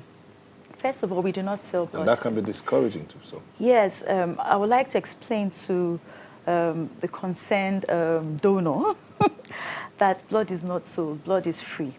But because before blood can be transfused into anybody, we need to do a lot of investigations to make it safe. Just because someone has given freely does not mean it is safe for it to be transfused. So the first thing we want to do is to have a screening to be sure that it does not have HIV, does not have hepatitis B, hepatitis C, or syphilis. In the Lagos Blood Transfusion Service and in Lagos generally, we do not use the rapid test kits. We use the automated ELISA screening kits by WHO. It is a standard. That is the least that can be done in any sane environment, and this costs a lot of money. Apart from screening this blood, we need to do a compatibility test, and that means that we are taking the blood of the donor and the blood of the recipient, and we are going to mix it together to be sure that there is no form of untoward reaction. All these things cost money. That is what is put up on the cost of the blood. So it's not like we are selling blood. It is actually the investigations that are being done to make the blood safe for transfusion. So tomorrow is World Blood Donor Day. That's June 14th. So if you had a word for those who are willing to donate blood. I have a word for everybody. Indeed, every human being. Go ahead. Okay, the theme for tomorrow is Safe Blood Saves Lives. And we have a slogan of give blood and make the world a healthier place. So tomorrow we have decentralized blood collection to all the 27 donor centers in all general hospitals in Lagos State. Kindly walk to the closest blood donation center there and donate blood. At the blood transfusion service, because we know that everybody is scared of going out, we know that there are restrictions because of the COVID pandemic. You can join us online. We are going to have a Zoom live feeds from 9 a.m. to very late in the day. We are going to have inputs from everybody, from the donor centers, from our NGOs. We are going to have responses from our donors telling everybody about their experience. We have the Club 25. I'm sure the last time we came here, we talked about them. They've been very supportive in ensuring that there is blood. They are going to have a musical skit for us tomorrow. On Monday, we want everybody to join us on our webinar. We are going to be discussing about blood safety, especially during this COVID-19 pandemic. All our donors are scared of being infected with COVID, and they are scared that they might have been infected unknowingly, and they don't want to infect others from COVID. There has been no documented evidence of COVID infection from blood. So please feel safe. Please feel encouraged. Come over and donate blood, and we'll be expecting you all. Dr. Bodunrin Oshikomaya, Executive Secretary, Lagos State Blood Transfusion Service. Good luck during your celebrations, in quotes, and I pray that, after all this, that you get more donors, and I hope that Nyota will be able to come back. I'm expecting him tomorrow. Tomorrow already? I don't know about that. How often should one donate? You are supposed to donate every 3 months. Outside the country, it can be 56 days. It's coming over tomorrow by Why are you saying outside the country? What? Every 3 months. Yes, you can. So he will come around tomorrow, even if he's not going to donate blood. We would like to... I like her confidence. We are going to take pictures with him. We are going to encourage everybody and tell him that, see, we have a celebrity here. He's donating blood. You can do the same thing. Okay. All right, then. You are going to endorse the event. Well done. Okay. Thank you very much for coming, Mrs. Osha. Thank you very much for having me. Dr. Oshikomaya. So Sunrise will be right back with the home stretch in just a moment. Thank you for staying with us. And our home stretch, we have a music producer, singer with over 10 years in this industry, produced a large portion of Wizkid's widely acclaimed album, Superstar. He has worked with several music artists in the likes of Rugged Man, Skills, Durella, Vector, and others. In 2017, he inked 2 years record deal with an international record label, Conlive Record, owned by pop star Akon. Born Summer Ogwachuba, Sam Clef, a multi-talented music artist producer, hails from Edo State, was born, bred, and buttered in Lagos. Maybe sandwiched across the world. Sam Clef, how are you doing? And thank you for joining us today. I'm blessed. How you doing, sir? I'm doing very well, thank you. Yeah. So I hear you were born, bred, and we added buttered in Lagos. Where are you being sandwiched? What was I being sandwiched? I was born in Lagos. I was born in PWD Air Force Base, Ikeja. So I be Lagosian. I'm Lagosian by birth. But you're a Barak boy. Exactly. But I'm mixed. So I'm full Nigerian. Because my mom is Benin, my dad is Igbo. Then Lagos, full Oslo, full blood. Well done. So you have been in the music industry. You've worked with some of the major names in the Nigerian music space. Wizkid, Rugged Man, Skills, Durella. Tell us, how's it been with you? How has that journey been for you? Well, the journey has been great. The journey has been great because, we're all storytellers on this planet. So for me, I think every day I wake up, I'm being grateful to God because every year doesn't seem to be the same to me. Every day is a new day. Every year is a new year. Every day comes with a new blessing, new opportunity. So far, so good. I'm not where I used to be. I'm growing. I'm improving. I'm learning some new stuff, learning some new culture, and that is giving me more more power to my ego. Yeah. More power to your elbow. Okay, so you're now based in the U.S. Why the relocation? Was that COVID related or prior to COVID? And what's the plan? No, basically, not there. I've been traveling. I'm a traveler though. I travel a lot. I like to explore. In 2016, I wanted to move to South Africa, but yeah, because I wanted to push my music. I wanted to understand the business culture of the music industry. And Nigeria, so far, what we've been doing, we've been trying to, most of us started the music business based on try and error. And we've not been doing things right. So I just wanted to understand the business, how it works down here, understand the culture so that I can come back home and, teach some people on the right path of how to make this thing goes well. So basically, I'm doing a lot of studies. I'm not just relocation, because I'm studying a lot of stuff in terms of music business. And I'm also building my own empire, Clef Sound, because right now my company is now registered here in the States, so that I can track my records, my publishing, and other stuff. Yeah. You said build your empire. Now, can you please give us enumerate the things that are going to make up this empire? So basically, what I mean building my empire is the fact that America's structure is one of the best structure when it comes to music business. So it's like a bridge. I'm trying to build a bridge empire whereby when the food is done, a lot of people back home are going to benefit from it. Of which Sam Clef is a 360 businessman. My friends, they call me number one hustler because every year I learn something new in my life. I know how to edit videos. I shoot videos. I do a couple of stuffs, and so the empire is just about it's all about the music business empire, though. Yeah. Igbo Kwenu. You didn't hear me. Igbo Kwenu. Igbo Kwenu, exactly. The music is loud, so I can't hear you. The music is loud. We understand that your deal with Akon has expired. Are you looking to renew it? No, I run my thing now. I run. That's why I said I'm building my empire right now. I'm self-signed. My record label is called Clef Sound. I can hear the music, so I don't know if you're hearing me, but I can hear the music. Exactly. Better now. So right about now, I'm self-signed. Like I'm on indie record label registered here in America for Clef Sound Music Inc. So doing my thing right now. I don't think I'm going to sign with anybody no more because, you know, it doesn't worth it. So, and they say little drop of water makes mighty ocean. So I'd rather just keep going slowly till I get to my destination. Yeah.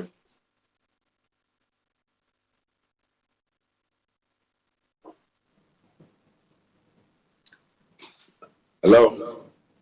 What was your experience like working on that international label? Yeah, there's no bad experience in life because you all learn every day. They said experience is the best teacher. So I learned a lot of stuff. I got to understand how some things have been done, so I won't make the same mistakes. And to me, it's a plus. It's growth for me. It's growth for me. And you know, the good thing about the whole thing is that, you know, when I look at where I'm coming from and how I've been exposed to the things I know now, and that's why I said, like, look at this. We're all storytellers. Like, I'm thanking God because, you know, God just wanted me to understand some certain things. So right now I know some certain things, and those are the things I'm going to use to correct when I'm building my empire. I'm not going to make the same mistakes.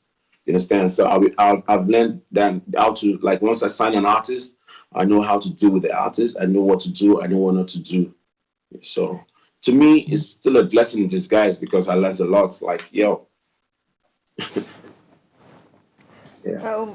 What are you working on? Are you working on any project right now? Or you're just chilling because of COVID?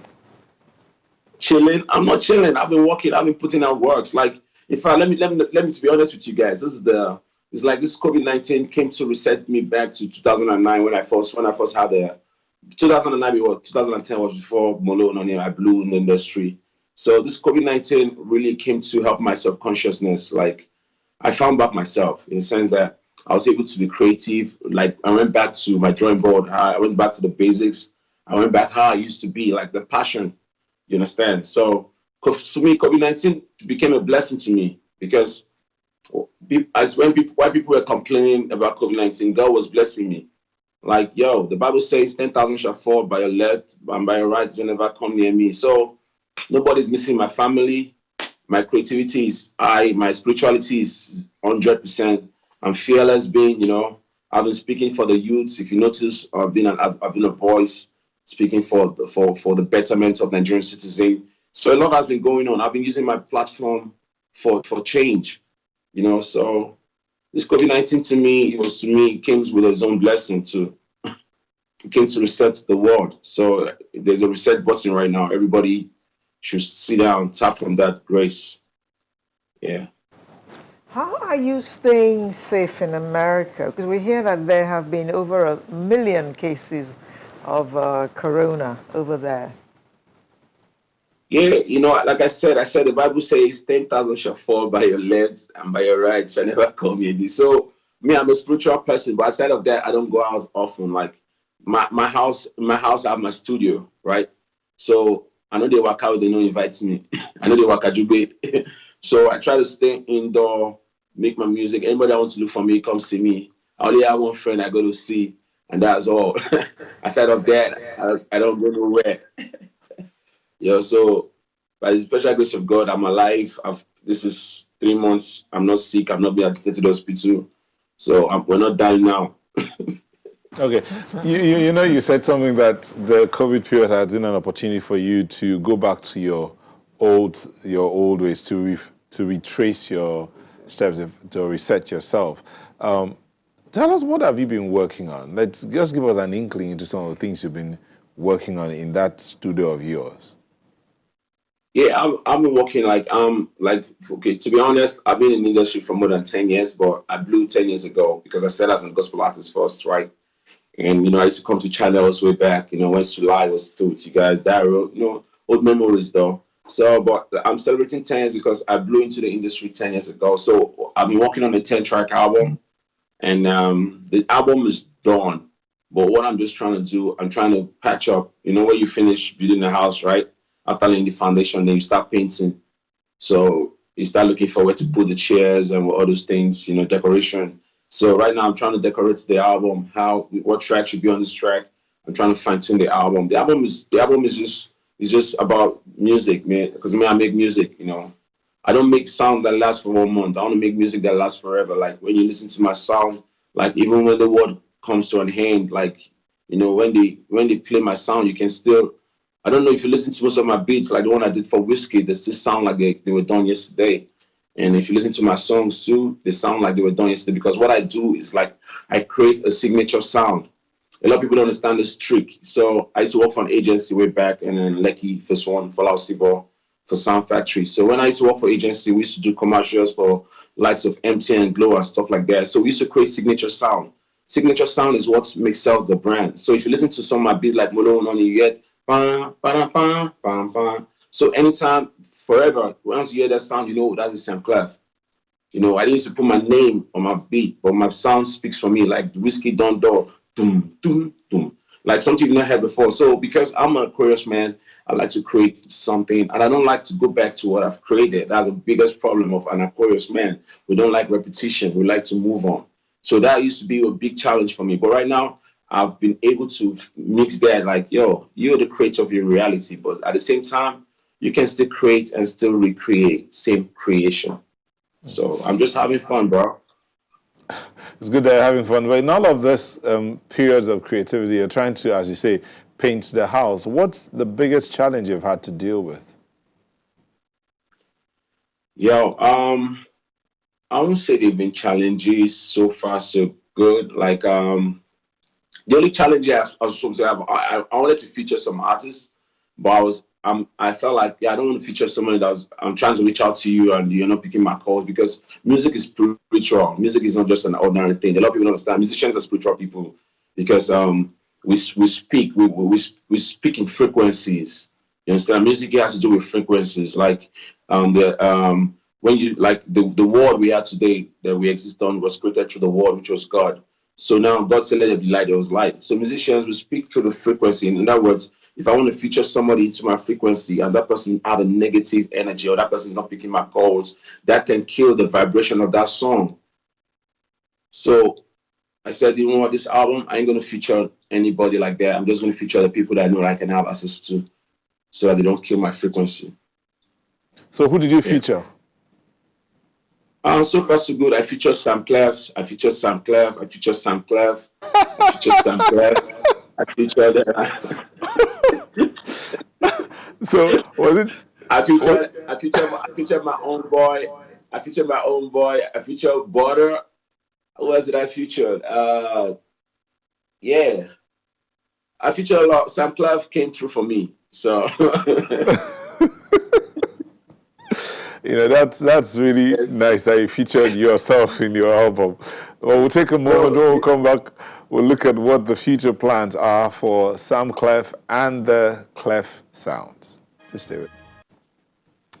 Thank you for staying with us. We still have Samuel Ogwachuba, a.k.a. Sam Clef, who joined us from the U.S. Sam Clef, so now Clef Sounds formed. And you say you're running some other things, you're speaking for the youth. The way things are, especially in the industry, entertainment industry, there is our concern that there might not be a legacy, so to speak. There are a lot of the young ones are just there to blow, and after they are blown, they get blown away. But their work does not have root to stand. What are you doing to make a difference in that regard, especially as regards yours and those coming behind you?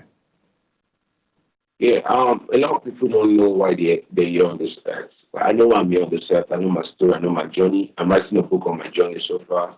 A lot of people don't know what life is all about, right? I used to tell my friends, I never live a life of legacy.